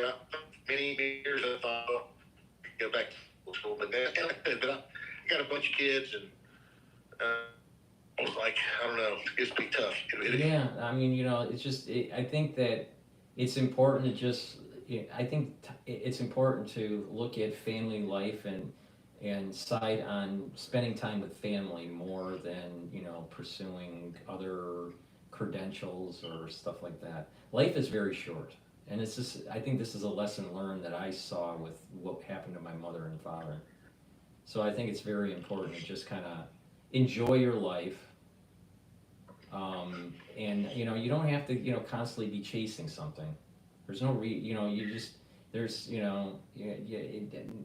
plus the industry, things are things are totally changing with AI and regulations and I'm sure you saw huge regulatory problems even in pharmaceutical sales, through your Oh career. yeah, and they've introduced AI in pharmaceuticals as well. I mean, you kind of see where it's going in a lot of ways. Well, some parts of the business. I mean, I can remember back in the day where they wanted us to get, they wanted us to get our customers, their email addresses, and I was like, okay. And the reasoning was, well, you can send them information that they need. And I promised them, I said, I will never, ever send you something unsolicited. I'll only send you something that we've had a conversation about something, and I think it's something that'll answer a question or be beneficial. I'll send it to you. But like now, I don't know for sure, but I don't doubt in my mind that they don't just. It just goes into a junk box. It just goes into a junk box. Yeah. Unless they really want the information, they know the person, or they really want the information or an update. But the thing is that people are people in general, outside of just the medical world, but just people in general are being bombarded by too much junk. Either in the mailbox or in the email box or. I mean, just looking at YouTube these days, I mean, we are bombarded by commercials, and I hate doing these product, placement commercials on my show, but I have to do it to just remind people this is what to take to help your health, to help to boost up your immune systems, or, to target a certain system. You can take charge of your health by just changing one's lifestyle. But, the weird thing about commercials is that, you have to constantly remind the audience the benefits of a particular product, or they forget about it. Even though you've said it 1,000 times, it just leaves their mind. So this is the reason why you see like a Colgate commercial, on TV every 30 seconds. But it's unfortunately we are bombarded by commercials, and it's becoming more and more problematic even in the email realm. I just most of my stuff just goes into the junk box. I mean, it's just out of control. I mean, there was a time during the heyday of 2020, I literally was getting 800 emails a day. No way. Yep. And people were like, "What do I do? I'm scared." And it's like it was like a tsunami. I could not respond to it all. But isn't that amazing the impact on people's lives that you had right then? I mean, that's really kind of amazing. But it is overwhelming if you're getting that many emails a day, and you're like, "Oh my gosh, I can't respond to everybody. I just can't do it." Literally for 30 to 60 days straight, I was going, 16 hours a day, so, I was burning myself out. And you could kind of see it. There were times where I was stressed out, and there were times that I was upset. There were times that I was frustrated. But we're past that crisis. There is like a slower, like a fire. When there's a fire in a forest, there's the raging fire, but then there's the slow burn of it afterwards. The smoldering that could spark another fire. That's where we're at right now. It's just smoldering. But we just went through the raging, forest fire, and it's out. Oh yeah. But it's smoldering.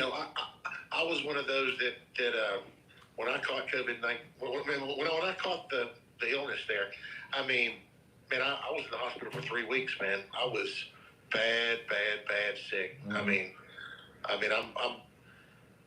Do you remember what your pulse ox was? So I went out to see my doctor, and I had just kind of gotten. I had like a telemark. It was like a telehealth lunch with a doctor in another part of the state, and he heard me cough, and he's like, "You need to go get that seen about." And I'm like, "I am." So I went to go get it seen about, but I had to wait a couple of days. And by the time that I got to my doctor, he was like, he's like, "Parker, you are so sick." He's like, "Why did you wait this long?" He's like, "Do you want to go home or you want to go to the hospital?" I was like, "I want to go to the hospital." And I would say that I got down. They had to put me on a BiPAP at one time, and they were talking about, and I didn't know this because it was about a 24, 40-hour time frame where I was really not really coherent. But put it this way, the nurse that took me to the pulmonologist, he knew my brother, and he told my brother, and he told me too. He said, "I didn't think you were going to make it because I was purple or blue or whatever in the face." And so I was probably, I don't know, in the 60s maybe. I mean, or 70s, and I was really bad low. You could have died. You could have died. Yeah, it was terrible. It was terrible. They put me on the BiPAP, but I was in the 80s, man. I was in the 80s, and the nurse comes to me and says, "Hey, we're going to roll you over." And I said, "Oh, you're going to pronate me. Damn it, why didn't we think of that yesterday?" I mean, because I wasn't thinking right. My mind wasn't thinking. I knew about the pronation technique. They rolled my fat ass over, and man, my pulse ox went from like 85 to like 95 in like 2 minutes. It was just by rolling me over, man. So that lung tissue that got exposed was good lung, and they were like, "Can you hold this position for a while?" And I'm like, "Damn straight, I can hold this position for a while." It was at that moment when they rolled me over and I got back up into the 90s. I had hope that I might make it out of there. Did you feel like did it feel like you were drowning? Man, I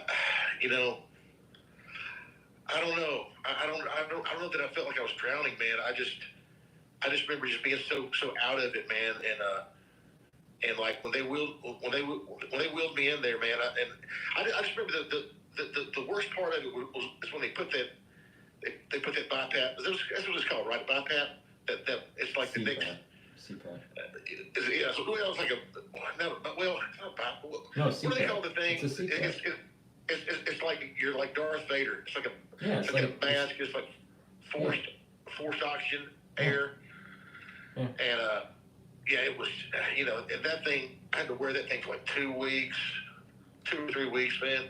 It was ridiculous, and I remember talking to whoever the rep was, like with the respiratory company, because I found out, later as I was recovering that they had considered intubating me, and I asked them what the death rate was from intubation. Oh, it's high. It's very high.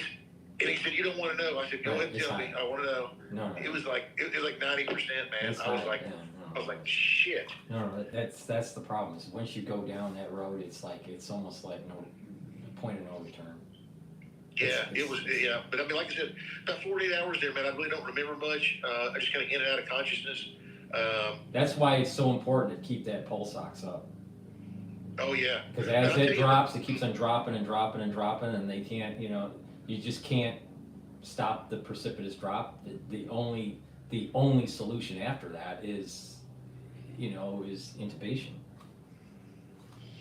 Yep. Well, it was bad, man. I just to be that sick. So that's the thing that a lot of people don't understand is that just imagine being in a situation where you see a patient and they just keep on getting worse and worse and worse. You're trying everything and they're just getting worse and worse and worse to the point where they either they can't breathe and they're not getting enough oxygen into their blood, or you have to intubate them. And but you also know that if you intubate, they're probably going to die. But if you don't, they're probably going to die.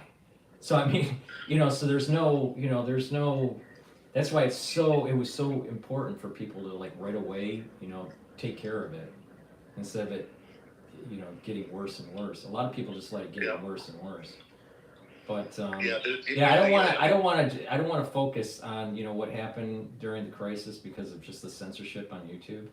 So I've been trying to stay away from these kind of topics. So let's. Well, I'm sorry, bro. I didn't mean to. No, it's all right. It's all right. Bad topic lane or whatever, but no, but man, I really appreciate your work, and like I said, I'll try to go to your website and support you any way I can. Great. Thank you. I like the work that you're doing. I just want to call and encourage you, give me an encourager for you, and keep doing what you're doing, man. You're doing a great job, and you're helping a lot of people. So. Right. Well, that was the goal, but it's I'm trying to create something where it's a little bit more interactive and more live, live interaction. I do think that as Trump's administration, gets, established and we're moving through his second term, things are going to happen geopolitically and even domestically that I think that'll be important to cover, and I think a lot of people will have some insight, and that's why I'm trying to create this interactive kind of setup. So. Well, like I said, you're doing a great job. Stay positive and keep going and keep working, and just how you eat an elephant, you eat an elephant one bite at a time. So just keep going. Right. Okay. Well, thank you very much. I'm gonna go back to the show here. Yep. But thank you for the call. I appreciate it. You're welcome, buddy. I'll keep listening. See ya. All right. Have a good day and have a good Thanksgiving. You too, buddy. Bye bye.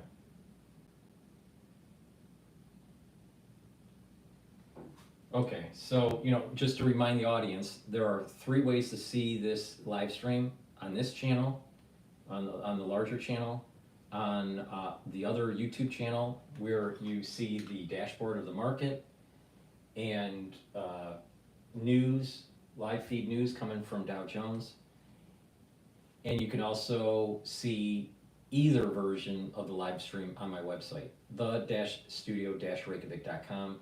You just go to broadcast and go to live, drop it down, and then I'll take you to that page, and then you can see the live feed. And you can pick which one you want to see. So that's a great way to see. Also, just a reminder, you can join on X Spaces, and if you want, you can do a call-in, ask some questions, give your opinion on what's going on. It's a great way to interact. That's the whole goal of this. So, please participate that way. Let's continue on with this, the Hill, and then we'll go to another video here.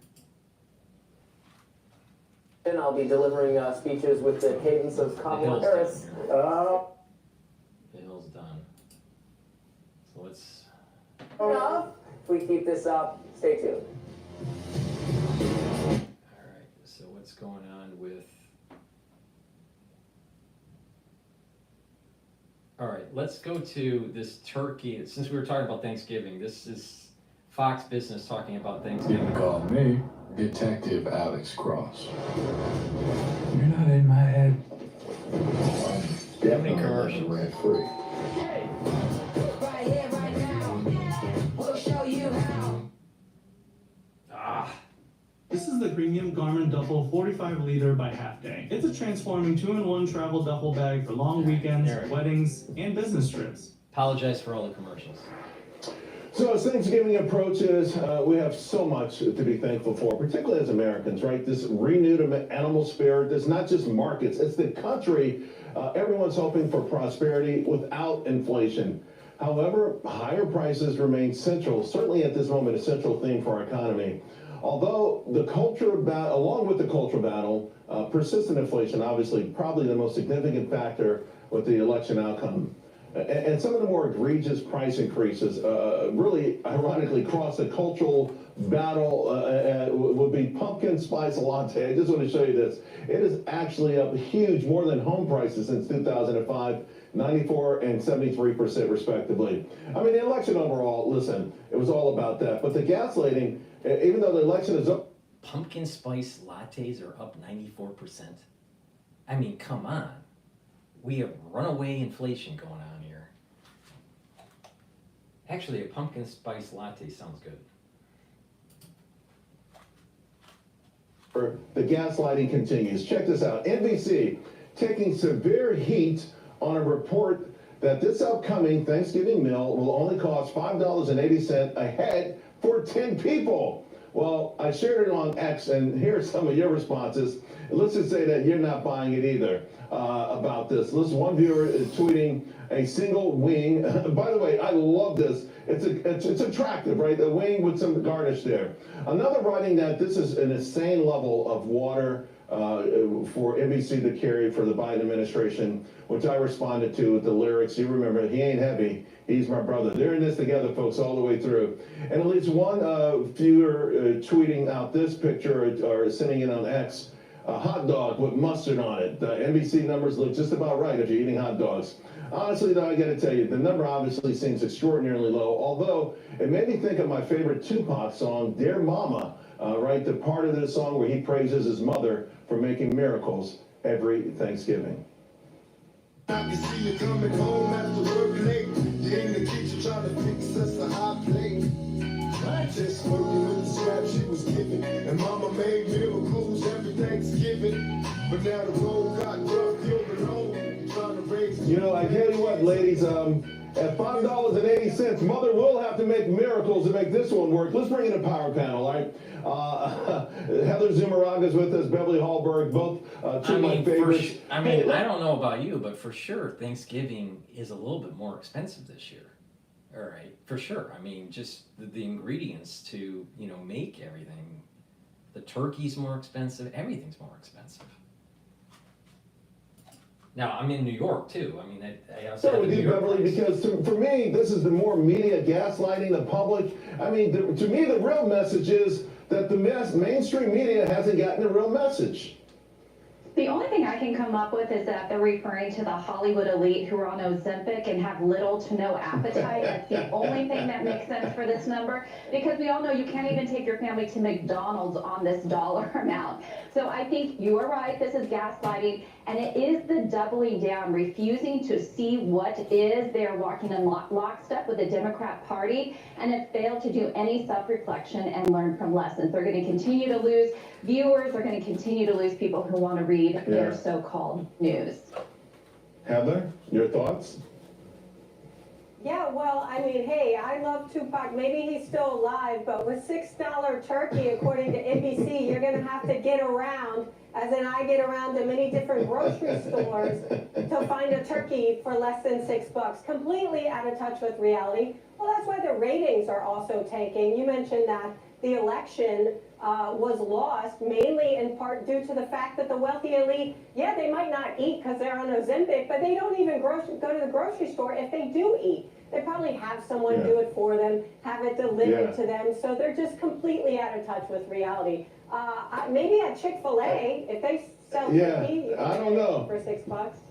But for 10 people, and it's so funny because I had fun with this pumpkin spice latte chart. I had to use it, right? Yeah. But that crowd, they tried to get Harris across the finish line, and they couldn't, but they do have a lot of money. They spend a lot of money. And I'm going to go back to you, Heather, because I think that chart explains the inflation conundrum. Rich people are out there, the top 20% are doing 40% of the consumption. So all your, a lot of your consumption data, your retail data, it remains high. The Fed's got to keep rates at a certain level, but everyone else is grappling because their credit card rate just went from 13% to 23%. How do we solve something like that? Well, yeah, one way we solve it is... Another commercial here.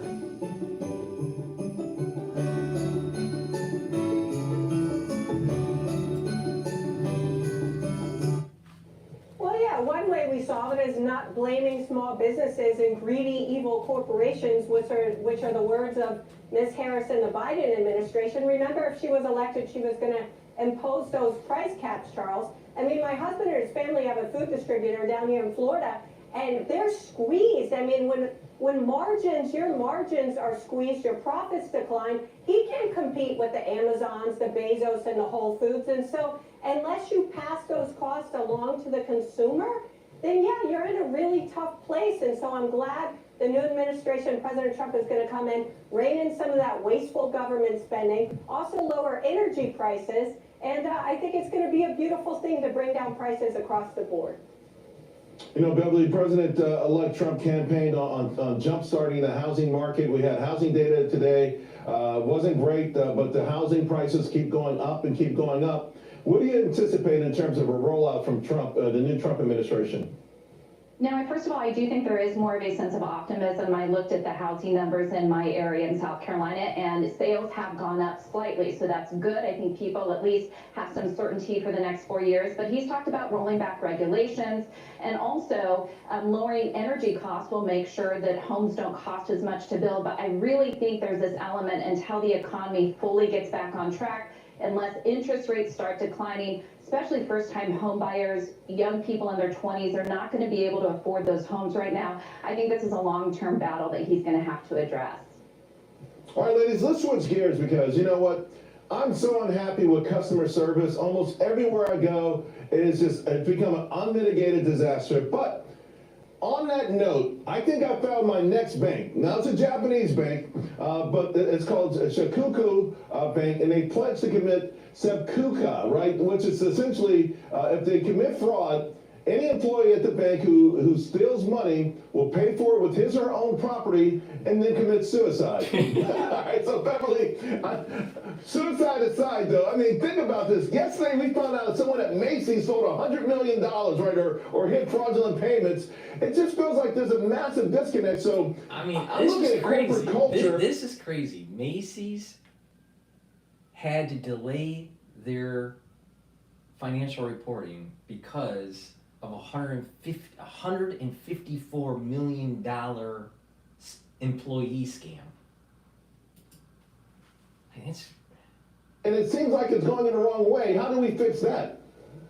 Well, putting suicide in an employee contract is quite putting the skin in the game. That's interesting. But here's what I would say. I would agree. We need better customer service, and we need people to be responsible. Here's my theory. Here's what I think you should do, is if you do steal from the customer and or the business, you have to work as janitor until you pay all the money back. You agree to do that. Manual labor is where it's at.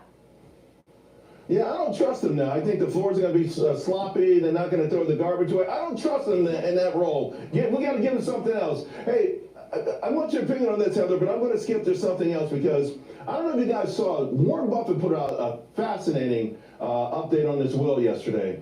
And his intentions is to make sure that his children have enough money, to his point, he says, to do anything but not to do nothing.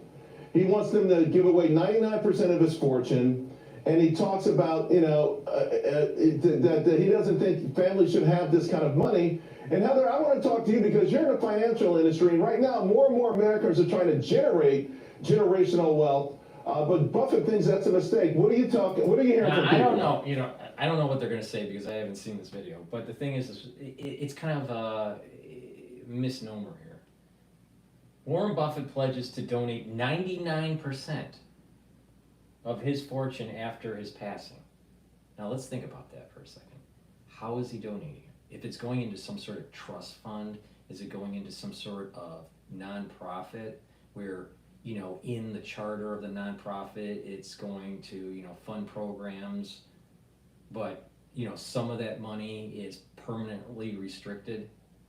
You know, what's the pay down of that money within that nonprofit or that fund? I'd like to know the details. Is he giving away 99% of it to taxes? Is he just giving it to the government? Is he giving it to, I don't know, the Democratic Party? Is he giving it to, you know, some sort of other nonprofit? You know, I don't know, you know, whatever it is. Let's say, you know, St. Jude or whatever, right? But I'd like to know the details because I suspect that he's hiding money through putting it into some sort of nonprofit trust fund kind of thing that has a permanently restricted part to it, a big permanently restricted part to it that generates funds, and those generated funds are spent out. There's more to the story on that. Yeah, I still do believe in transferring generational wealth, but to a certain extent. I mean, let's see, what are the numbers that we're talking about? 140 billion or something like that, right? So, I mean, look, his kids are tasked with the job of donating 99% of that to a charity that they all three of them have to agree on, and they're stuck with 1% of his net worth. So it's not that bad, but at the same time, he's saying, wait a minute, you want to make sure you give your kids enough, but not enough, so that they sit home and do nothing, right? You have to work, you have to contribute to the society, and you're not just spoon-fed. That is no way of giving back, and so he just wants to make sure that his kids contribute in some meaningful way. You know, you got less than a minute to go, Beverly, and on top of that, he did talk about how grateful he was. He was born in America during the Great Depression, and look what he was able to become. And I really think what he's talking about with his kid is making sure that they do work, because work brings dignity. Now, Berkshire Hathaway has done very well over the decades, for sure. All right? You know, the Oracle of Omaha has done well. But he's amassed an amazing amount of cash. All right? The company has amassed an amazing amount of cash. Why isn't that cash either redeployed into purchasing businesses, creating new businesses, or buying shares back from the investors? So it's that cash is redeployed to the investor, or increased dividends. Why is he amassing cash? If he's so altruistic, why does he feel as though he should hold billions and billions and billions of dollars in cash and not give it to the shareholders? That's the bigger story here. Because he is a pig. That's why. So on one side of the story, he says, "Oh, I'm giving away lots of money, his own money."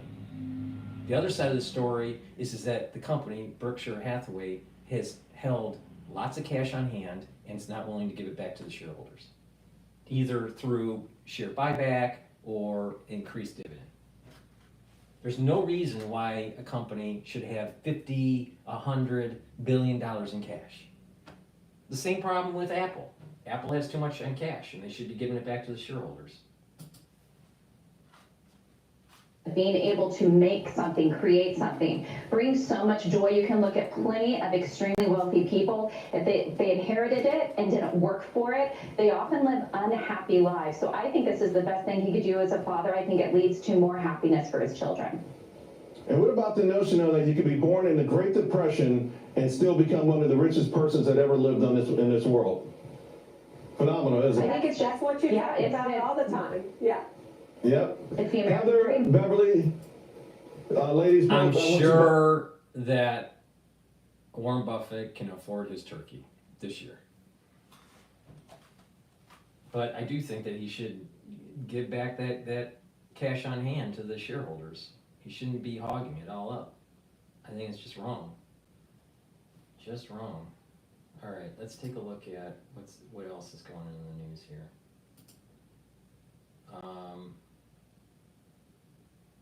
Alan Bragg, Challenger, says New Yorkers are fed up with far-left DA.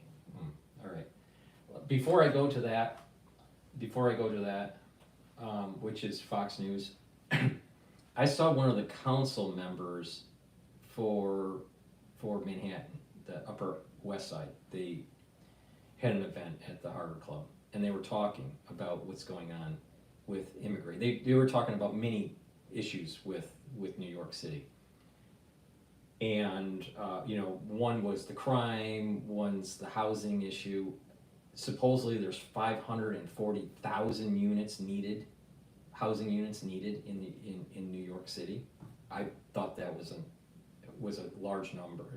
I was surprised at the number. 540,000 units are needed. So that's part of the reason why there's really elevated prices in New York City.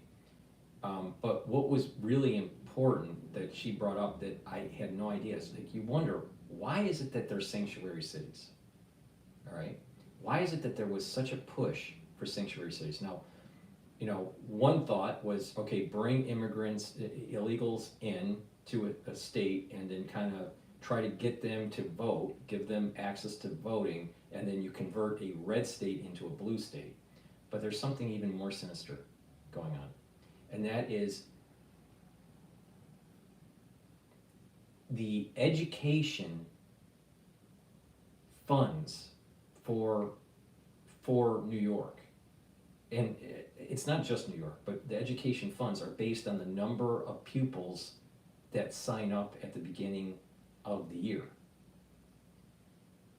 So, independent on if they're legal or not. So, because there has been a declining population in the number of pupils going to elementary school, the funding has been declining. So by having illegal immigrants coming in and those children going into the public schools get more funding. So this is part of the reason why they want that. The public schools want the funding. In addition, New York is declining in population as a state. They are afraid of losing congressional representation at the federal level. It's based on population.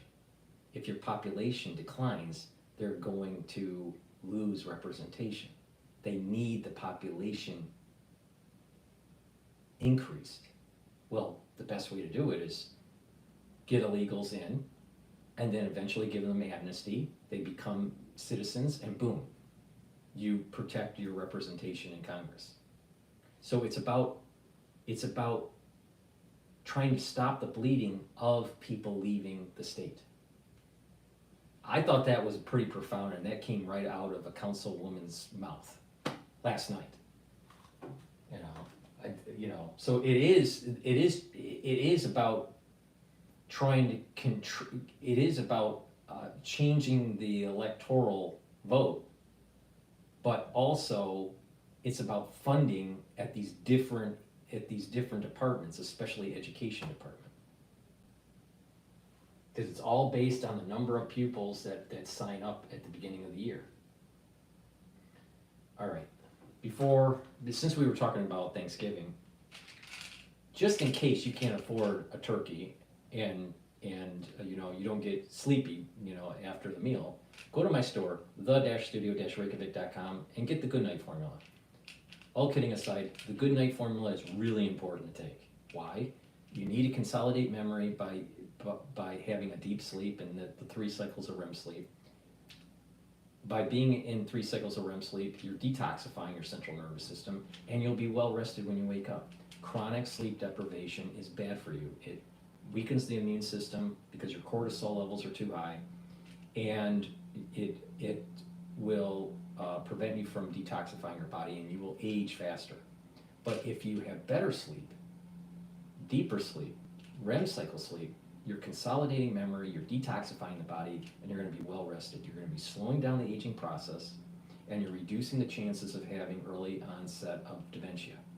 Chronic sleep deprivation is really bad for you. So please go to my store, the-studio-reykjavik.com, and get the Goodnight Formula. This has tryptophan and melatonin in it, and many other different supplements. So just go to the store and read the profile. I don't have time to read the whole profile, but the whole point is this is a very high quality supplement that help aid in your sleep. Right? Go to the store, get the Goodnight Formula, the-studio-reykjavik.com. Help support my channel. Now, let's say you can't afford a turkey. You're going to be stuffed, right? Because you overeat during Thanksgiving. Everybody overeats during Thanksgiving. So you're going to need the digestive enzyme complex. Why?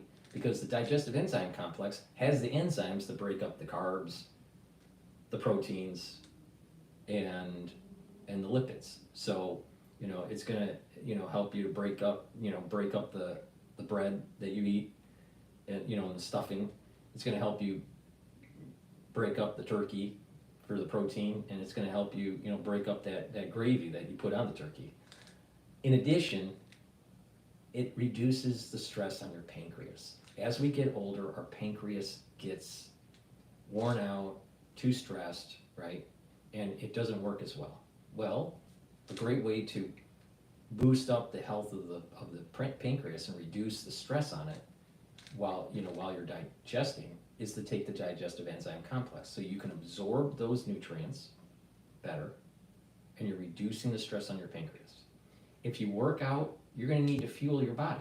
If you're an athlete or you work out regularly, a great way to improve your recovery is to take the digestive enzyme complex because you're breaking up, you're refueling, nutrients, your shakes or your protein drinks or whatever. This helps you to refuel. So it's dual. It's a dual kind of product. If you work out, it'll help you. If you're a little bit older and you need to reduce the stress on your pancreas or you have some sort of digestive problem, this will help you. Okay? So please go to my store, the-studio-reykjavik.com, and get the digestive enzyme complex. It's a very high quality product. And you need a good gut biome, all right? So please go to my store, get this Veggie Cap probiotic. It also has turmeric in it, right? And with taking probiotics on a regular basis, you're going to improve your digestion, you're going to reduce inflammation in the gut, you're going to have better metabolism, you're going to have better communication between your gut and your liver. That's really important because your liver detoxifies your body, your liver does a lot of metabolism, and your gut communicates with your brain. With a bad gut biome, you can get depression, you can be sluggish and have less mental clarity. But to improve your mental clarity, to improve your memory, to improve your mood, having a good gut biome helps. So please go to my store, the-studio-reykjavik.com, get the probiotic Veggie Caps. All right, with that said, let's go to Bragg. What's going on with Alan Bragg? I've actually seen him. New Yorkers across the board know that if Alvin Bragg keeps this job, our city...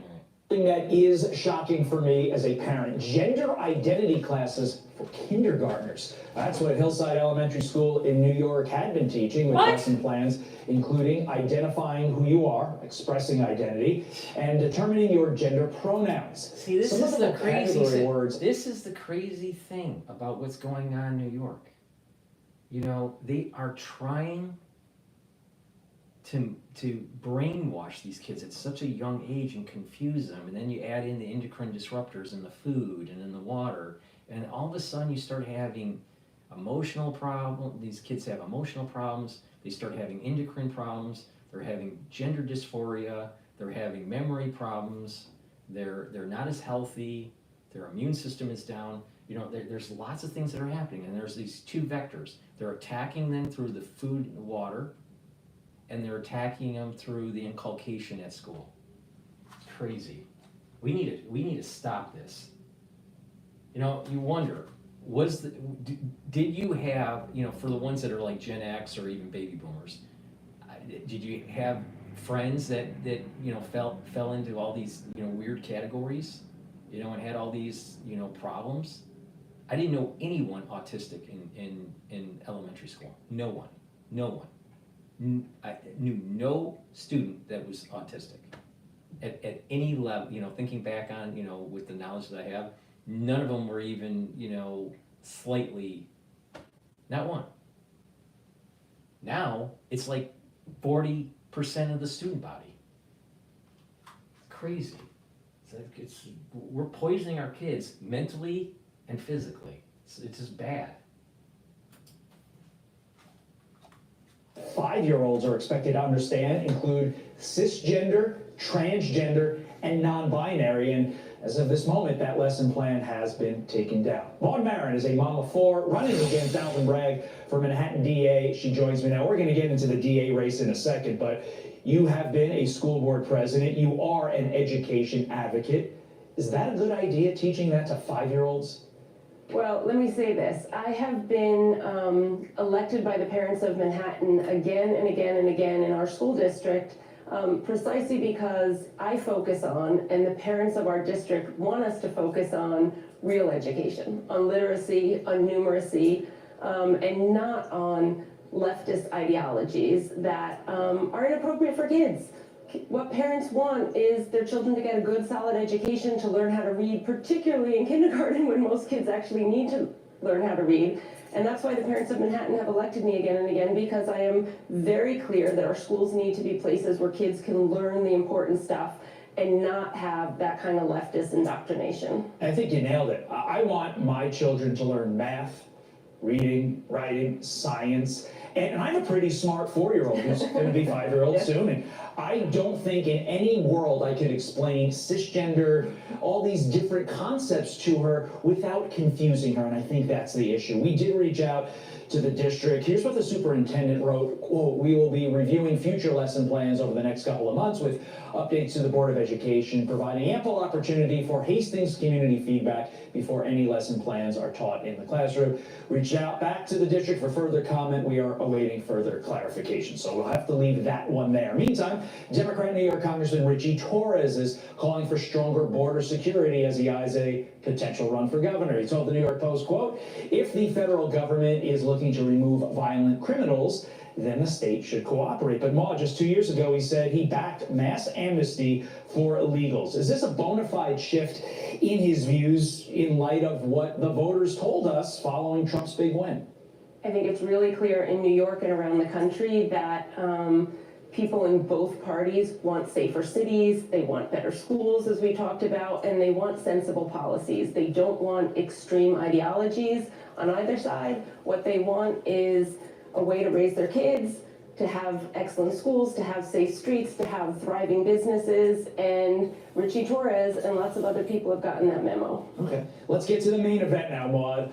The migrant crisis. Will it, along with disorder on the streets, cost Manhattan DA Alvin Bragg the election? It's something that you're hoping to facilitate because you want to win that seat. So has this city reached its tipping point where enough voters are saying, look, we are so fed up? I saw an event where where Alvin Bragg was speaking and he took questions from the audience.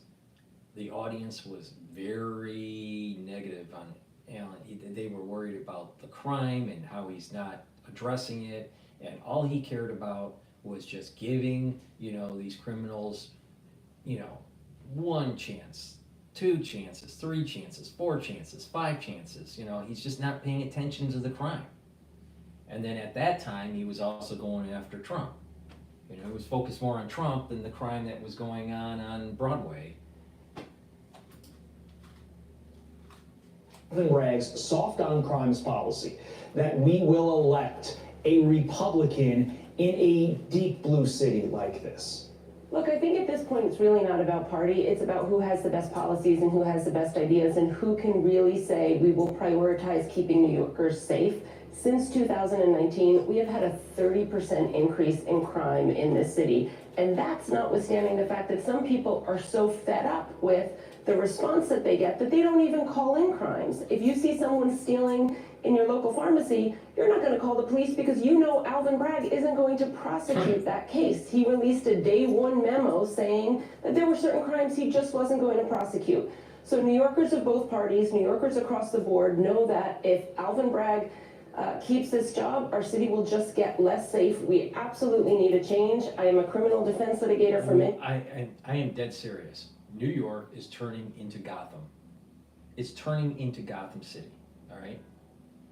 Like in Batman, all right? Where it's just like the criminals run the town, the mobsters run the town. New York has big problems, and people that have money are moving out, and this is part of the reason why they're having a problem with their tax base.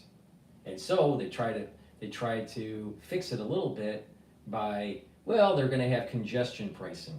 So if you go into Manhattan, they're going to charge you $9 to get in and charge you $9 to get out. Depending on where you come from, at what street level. It's crazy. And then they'll just keep on inching that up and up and up, and people are going to move out of the city. We're seeing the beginnings of the end of New York. It's going back to a pre-Giuliani day. That's what's happening. And it's run by people that are incompetent. And Manhattan needs a good defense right now. We need to be defended against the criminals who have made our city less safe. I would ask you for a point-by-point approach to what your plan would be, but I think I can make it as simple for the audience as possible. If somebody commits a crime, you're going to prosecute them, right? Is it that simple? It really is that simple. We need to prosecute crime. We need to support the law enforcement that we have in the city to do the job they can do. And we need to build a society where you can walk into a pharmacy and pick something off the shelf because our rules are designed to protect the law It's abiders. crazy. It's crazy. You go into Macy's and everything is on a chain because Macy's is worried that these gangs are coming in and stealing everything. You go into, let's say, a Walgreens or a CVS right? Everything is behind a locked up cabinet. Everything. You want a bag of Doritos? You gotta ring a bell to get the bag of Doritos. It's just like, this is the kind of society we live in now. It's unacceptable, and then we're taxed up the yin yang for that because we have an incompetent DA.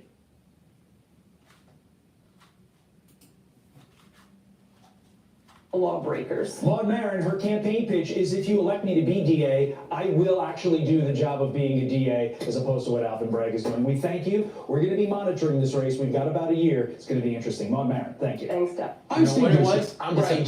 What it was is a perfect example on how Trump is bad, Orange Man bad. Let's only focus on Trump and let's not worry about inner city crime. That's what was happening under the office of Alvin Bragg. Please go to my store, the-studio-reykjavik.com. Help support my channel. Help support this new setup that I have, for live streaming and all this, by going to the store and getting the products. And it's a dual thing. You're helping support the channel, and you're also helping to support your health. I have this great toothpaste. It's made from structural nanosilver. It helps to whiten your teeth, freshen your breath, reduce inflammation at the gum line, help with your gum line. When we get older, our gum lines recede, but this helps to heal the gum line. In addition, the structural nanosilver toothpaste neutralizes pathogens, and having good oral hygiene is going to help you with your cardiovascular health and prevent valvular disease.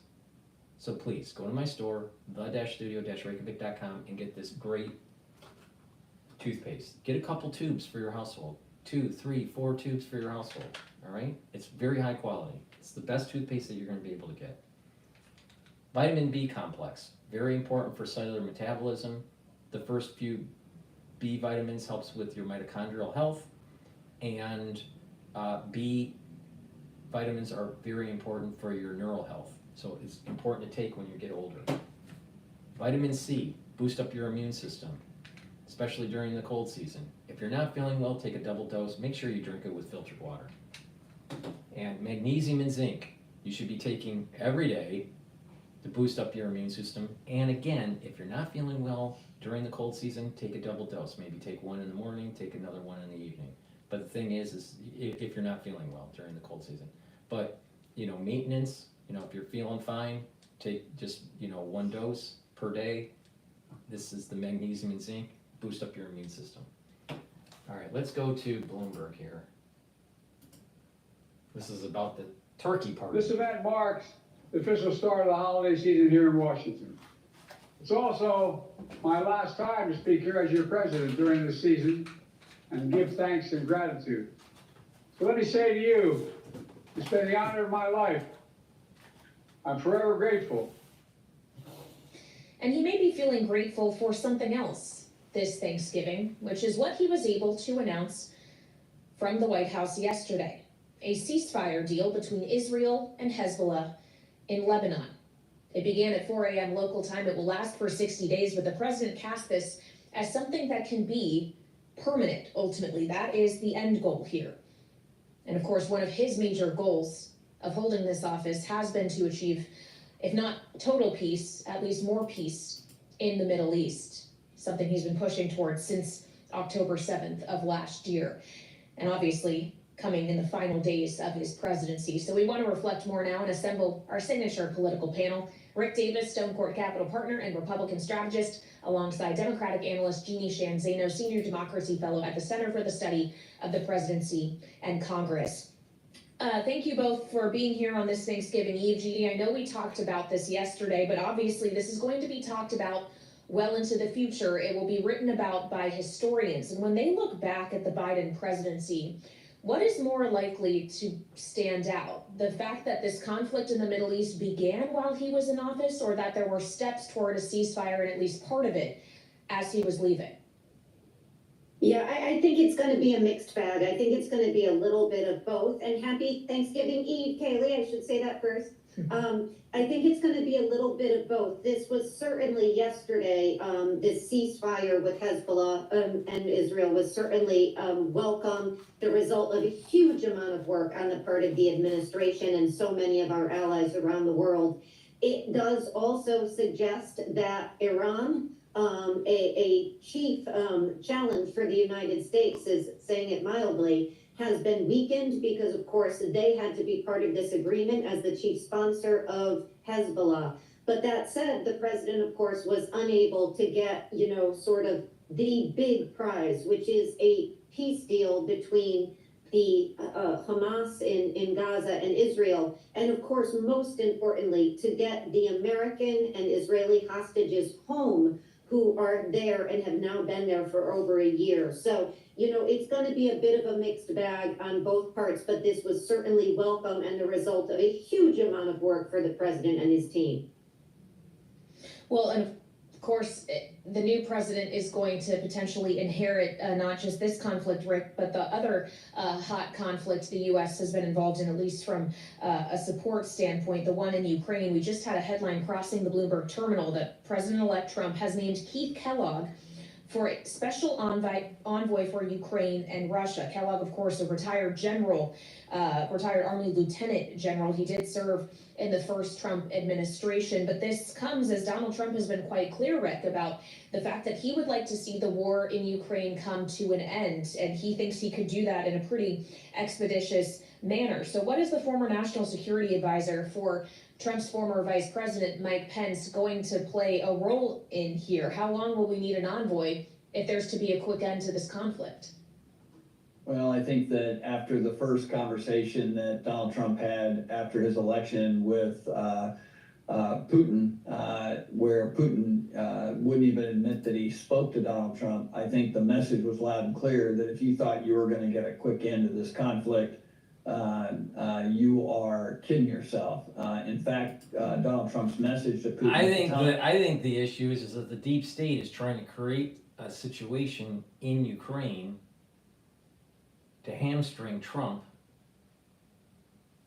so it slows down trying to restructure the national security state that could potentially lead to tactical nuke usage by Russia. That's what I think is happening. And once Russia launches a tactical nuke, then the national security state is going to rush up to the Hill, talk to Congress and say, you got to give us emergency powers and, curtail freedoms because we don't know if we have a lone wolf in the United States because we have an open border. And we got 9/11 all over again. Conditions that need to be present in order to be able to get a cessation of hostilities, which I think everybody in Europe and the United States would be supportive of under the right terms and circumstances. So kudos to Trump for getting this announcement out at a time when we need to be putting more pressure on Putin. But at the end of the day, anybody who thinks this is going to come to a quick halt, regardless of the political rhetoric of the last year, might be barking up the wrong tree. Well, as we read the nomination statement made by Donald Trump on Truth Social, heaven forbid Trump gets what he wants and the deep state doesn't. See, are you starting to notice a pattern here? If the deep state doesn't like something, they find a way to keep power. around what happens next in this conflict, Jeannie. It's also going to be a question of Congress and whether additional funding will ever materialize. And as we are at air now, even with Rick saying, you know, this might not end quickly, this could drag on for some period of time until some form of agreement can be reached. Is it likely that Ukraine, with a red sweep, is going to see more money from the United States?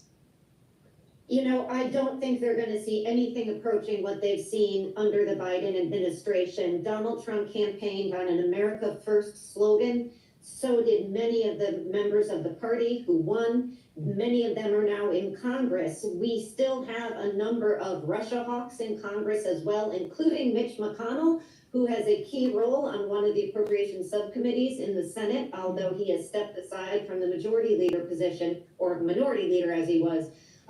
But the reality is that we are seeing, even just in Trump's appointments, even before Kellogg, you have Rubio and Waltz, both of whom initially supported aid to Ukraine, but when that last $60 billion package came up in April, they both voted against it. And you have somebody like J.D. Vance, who advocated for freezing the war where the troops are located. And so, you know, Rick is absolutely right. This is going to take time, but the devil here is going to be in the details. What does it mean to see a political solution? What does Ukraine get out of this? They want in NATO. They probably won't get that. Are they going to get a deal for arms, shipments, defense? You know, if J.D. Vance has his way and they freeze troops where they're located, that is the concern of many of the hawks, that is a much more favorable end for Russia and Putin than it is for Ukraine. So there is still a lot of work to be done. But I do think as it pertains to funding, Donald Trump was very clear, as were Republicans in the campaign. We are focused on America first, and that means that level of funding we've seen is not going to probably be replicated in the next few years. Well, I'm glad you raised NATO, Jeannie. Rick, obviously there has been, on those who are proponents of Ukraine aid who want to see the additional funding, the argument is because Ukraine is acting as a barrier to the rest of NATO, where Russia could target next if it's victorious in Ukraine. And there's been much question about the future of the NATO alliance under a second Trump administration, keeping in mind this alliance is now bigger, has grown larger with new members since Joe Biden took the office. As we consider the check here provided by the other branches of government, Congress has taken steps to make it more difficult to actually leave NATO, for example. And I just wonder what the reality check is on what our relationship with that alliance could look like under Donald Trump, what really he could do to change it, considering the articles to which the U.S. is bound. Well, I think that, first of all, you really question whether or not that's the intention of Donald Trump.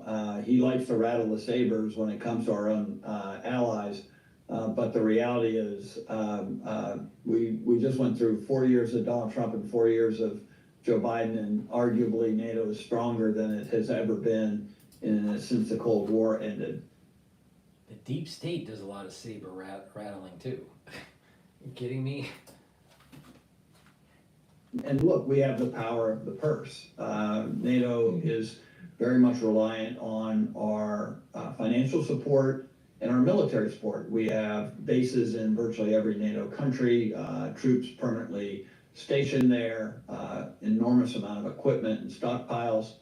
And I think that all of that is leverage for Donald Trump to do his own bidding when it comes to dealing with people like Putin and others. So he's a negotiator if he's anything, Donald Trump, and I can't imagine him wanting to undermine his negotiating capability with Putin, you know, by somehow undermining NATO at this point. Doesn't mean it doesn't, you know, happen at some point in time in the future of his presidency, but there's no indication right now that we're anything other than a committed ally to NATO. I would say European allies of ours have stepped up, not only making increased budget additions to their military, their domestic military, but they're making more commitments to supporting Ukraine than they did a year ago. So they're not hesitating the buildup of NATO support to Ukraine, even when the U.S. may be facing a lull. I think the biggest issue with the United States is our own stockpiles. Some of the money that has been suggested by the Biden administration, if not 2/3 of it, would actually go to the rebuilding of U.S. stockpiles, which are dangerously low. And if they get low, you can't do anything to help Ukraine when it comes to armament. So the reality is it's in everybody's interest to resupply the U.S. and giving ourselves options in the future. And I would think Congress would be okay with looking at something like that. Maybe not direct support to Ukraine, but certainly to be able to rebuild our own stockpiles. All right, Rick Davis and Jeannie Shanzano, our signature political panel, with me as we digest this breaking news. We definitely need to prepare for a potential Pacific conflict with China. We're underprepared, and our Navy keeps on screaming about this for several years. Please go to my store, the-studio-reykjavik.com, and get the multivitamin. This multivitamin is easy to digest, and you need multivitamins as cofactors for your enzymatic activity. You have enzymes in your cells, and they need the proper multivitamins to attach to that enzyme to get the right conformation for proper processing, all right? So take this very high quality multivitamin, go to the store, take a look at the multivitamin profile. Don't have time to go over it, but it's very high quality. You should add this to your stack. In addition, I have Myotrol. Myotrol helps to build muscle, maintain muscle. That's really important when you get older. And if you work out, this is a great way to increase performance and build muscle if you're an athlete or you're just recreationally active. In addition, this helps to boost up your mitochondria. So you need that for energy. You need lots of energy for your muscles, right? So if you're older or if you work out regularly and you want to build muscle, it's a great way to do it. Go to my store, the-studio-reykjavik.com, and get the Myotrol. And lignans, very important to help to boost up your immune system. This is a powder. You mix it with your food, or you can mix it with filtered water, all right, or make a smoothie. What I do is I mix it with hummus, but it's a powder. It has a little scooper. Take a scooper a day, all right. This helps to boost up your immune system. In addition, it also helps with your endocrine system. This is an antioxidant, and it helps to bring down inflammation. Go to my store, get the lignans. This is very, very high quality to improve your immune system. All right, I want to, probably people have seen parts of the video from Harris going off on a tangent. I want to take a look at it from the lens of the Hill. All right, so the title of it is Kamala Harris called out for weird rambling video to supporters. I saw it and she looked strange. All right, so let's see what they have to say about Harris's strange video that was released. I think it was yesterday.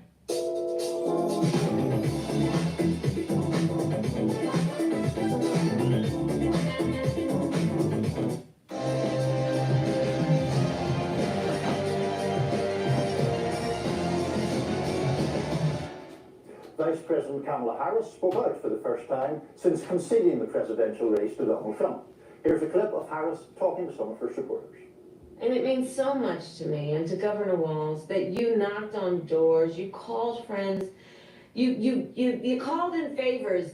You said, hey, I showed up at your softball game, now I need you to show up at the campaign office. You put in the time, it was personal for you. And you gave all that you could to support our campaign. Because of your efforts, get this, we raised and... Why did she lie to her supporters that she was doing better in the polls?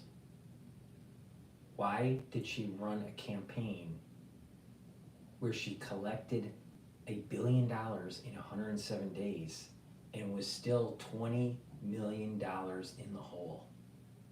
Do you really want someone like her running the economy? Really? Stuart, $1.4 billion, almost $1.5 billion. Again, I'll say, the election didn't turn out like we wanted it to. Certainly not as we planned for it to. But understand that the work we put into it was about empowering people. That's the spirit with the work we did. I just have to remind you, don't you ever let anybody take your power from you.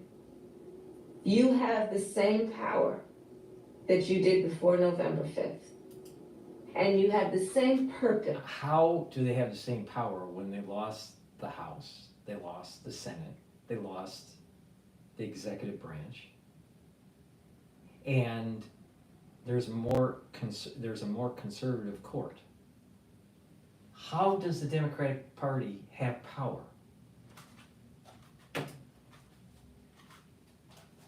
That you did. And you have the same ability to engage and inspire. So don't ever let anybody or any circumstance take your power from you. Social media users skewered Harris's 3-week post-law speech. Frequent critic of the Biden administration, Benny Johnson, posted on X, quote, Kamala Harris addresses supporters 3 weeks after a humiliating loss to Trump in painfully cringe 10-minute rant where she brags about wasting over $1.4 billion in donor money. And conservative pundit Gunther Eagleman wrote, who in their right mind let Kamala Harris post this? Lol. Charlie Kirk, host of The Charlie Kirk Show, chimed in as well, as Kamala delivers a message to her dejected supporters, bragging about how they raised nearly $1.5 billion for her failed campaign. David Plouffe has finally admitted the campaign's internal polling never had Harris ahead of Trump.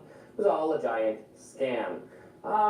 Niall, yes. What are your thoughts of that video?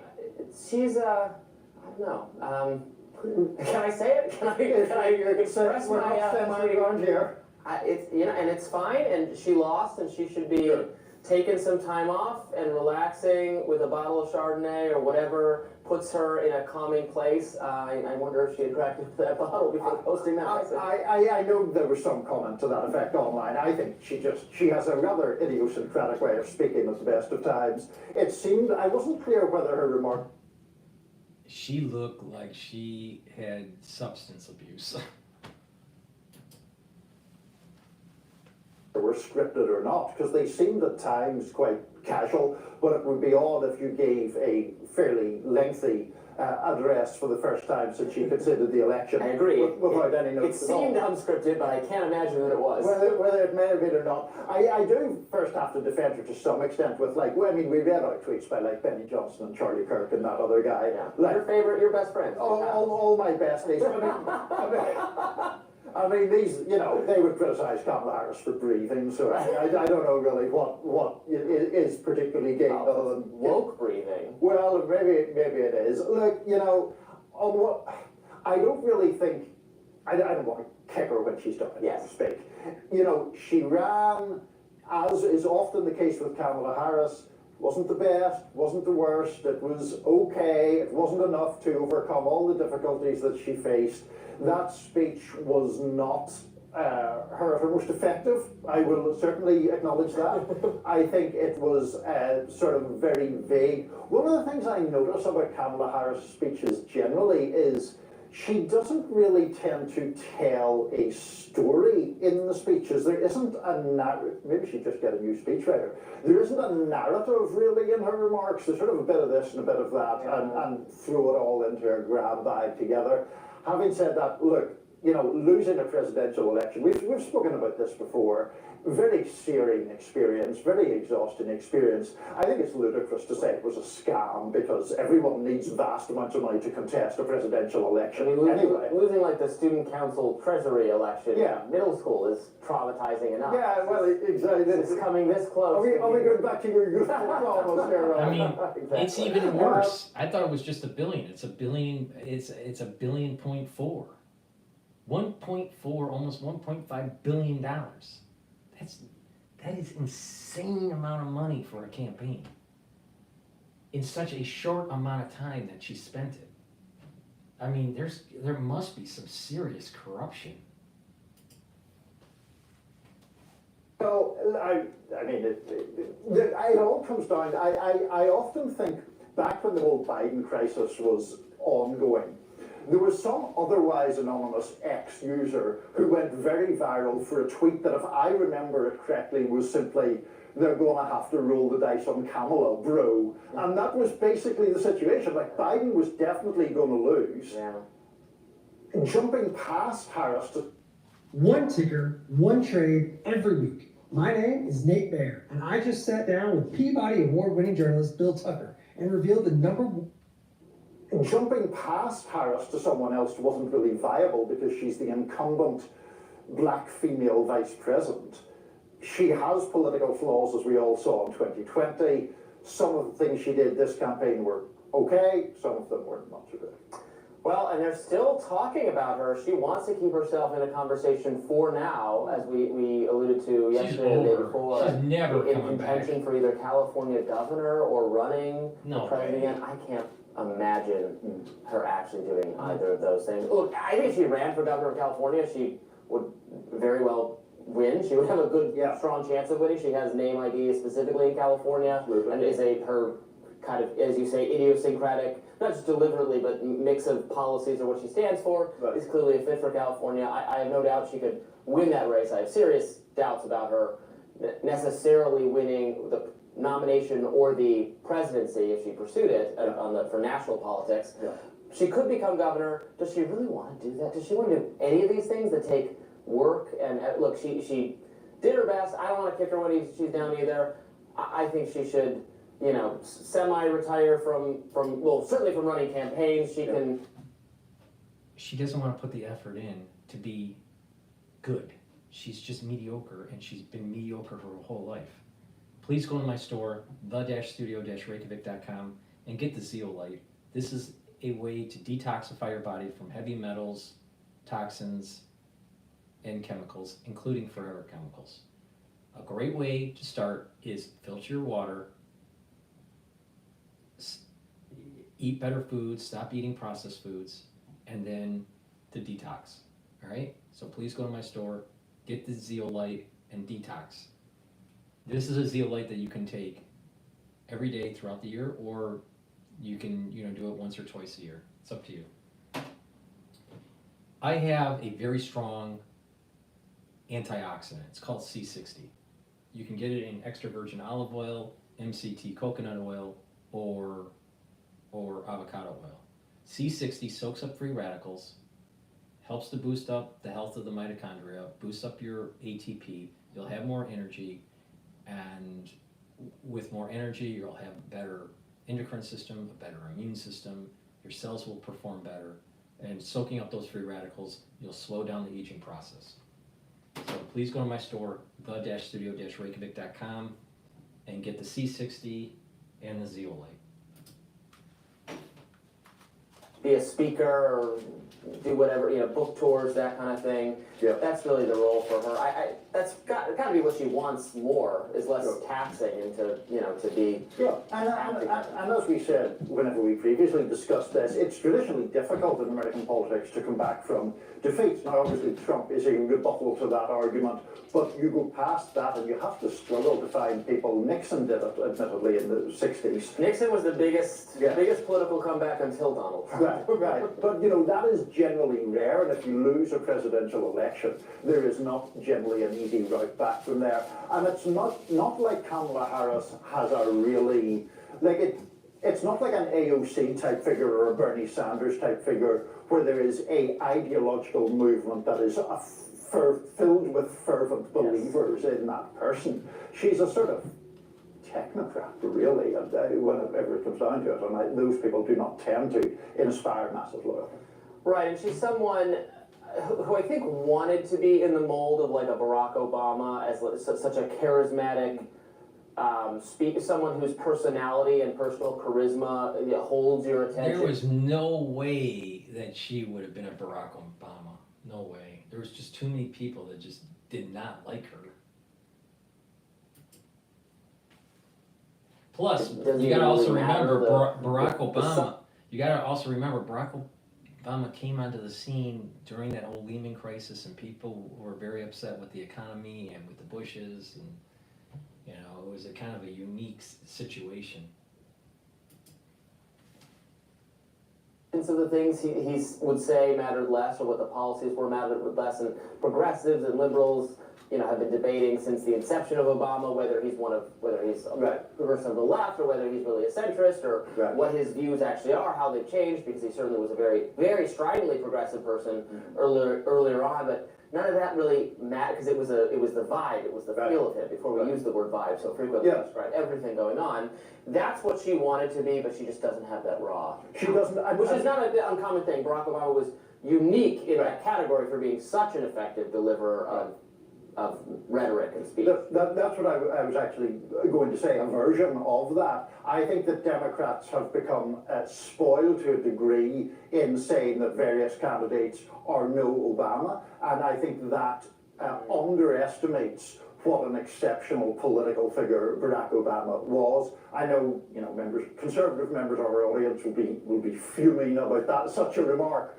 But separating him out from whatever you think of his ideological positions, he's an extraordinarily talented man. Well, and I would say Reagan was as well, in terms of the communications and the delivery of speeches, and of course, but both of their political careers now look far less impressive next to Donald Trump. Return from the dead, we're in the presidency. I'm not even saying it in a it's a good thing sort of way. You just have to observe the phenomenon. It is remarkable. Niall grunting and Please go to my store, the-studio-reykjavik.com, and get the structural nano silver products that I have. I have it in gel form, in a tube form, and an easy dispenser and easy to carry in your bag. It's a dual purpose product. It will help to improve your skin. It will neutralize pathogens. It's a great way to use as a skincare. You can put it on your skin. A great way to do it is to put it on your skin before you go to bed, exfoliate in the morning, do that, and what will happen is your skin's clearer and tighter, especially around your face. Also, you can, during the cold season, put this on your hands, around your mouth, around your nose, around your ears, lightly coat your nostrils, and this will neutralize pathogens. So please go to my store, get the structural nano silver dispenser, put it in your bag. It's easy to carry around. This is important to have in your house. Why?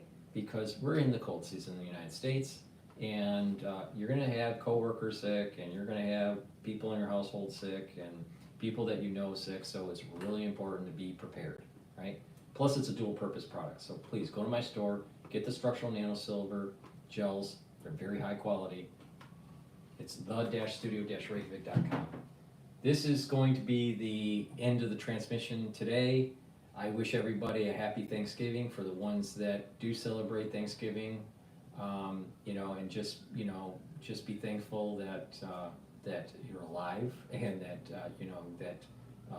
we're moving hopefully in a more positive direction in the country, and everyone needs to just sit back and kind of take stock in what to be thankful for. So thank you for listening. Please go to my store, the-studio-reykjavik.com. Help support my work by purchasing the products, donating on the store. You can donate through Stripe, PayPal, or buy me a coffee. And share the links and ask your social media to follow me. I have a lot of censorship that's going on with YouTube. They bleed my subscribers, and I want to help people.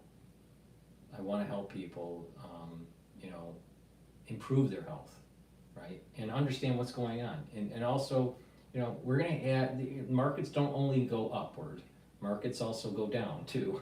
And I want to give you my perspective when those things happen. So please, go to my store, help support my work, ask your social media to follow me, and so we can move forward with this kind of more interactive setup. Thank you for listening, and have a nice day.